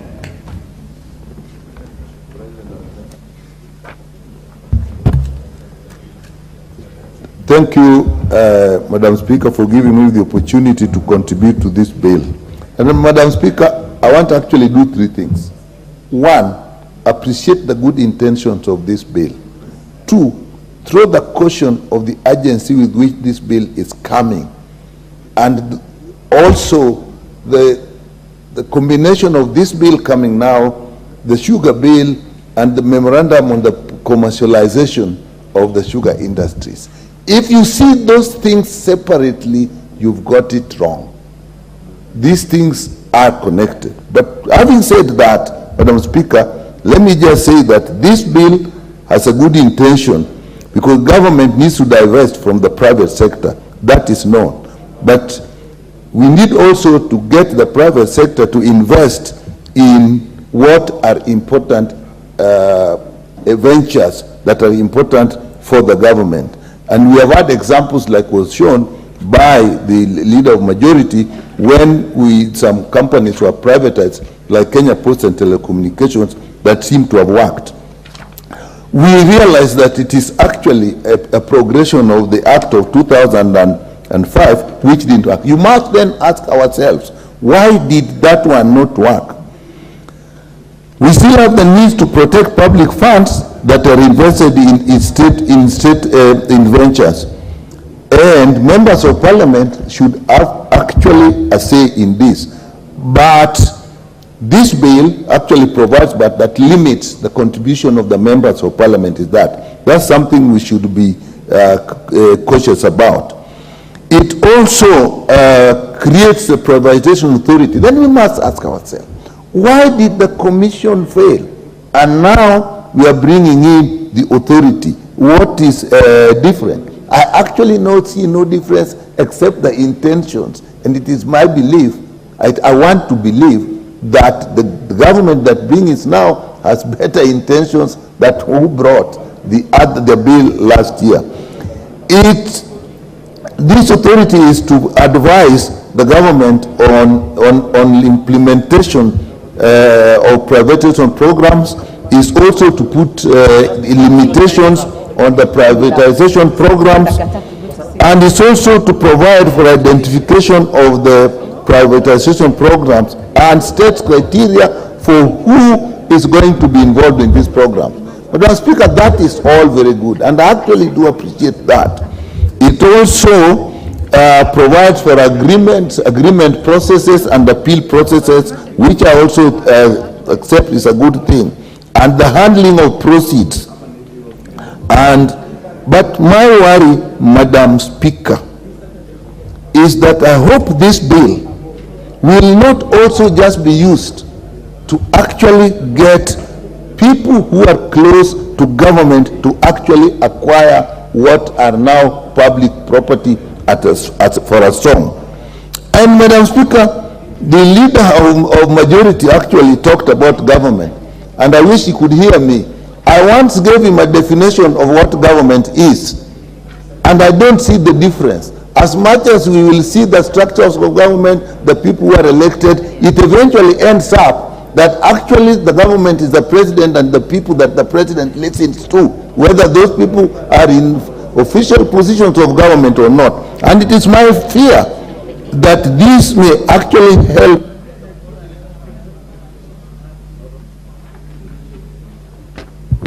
Order, members. The member for Seme, Honorable Dr. James Nyikal, will have a balance of 6 minutes when the debate on this bill resumes in the afternoon. Order, members.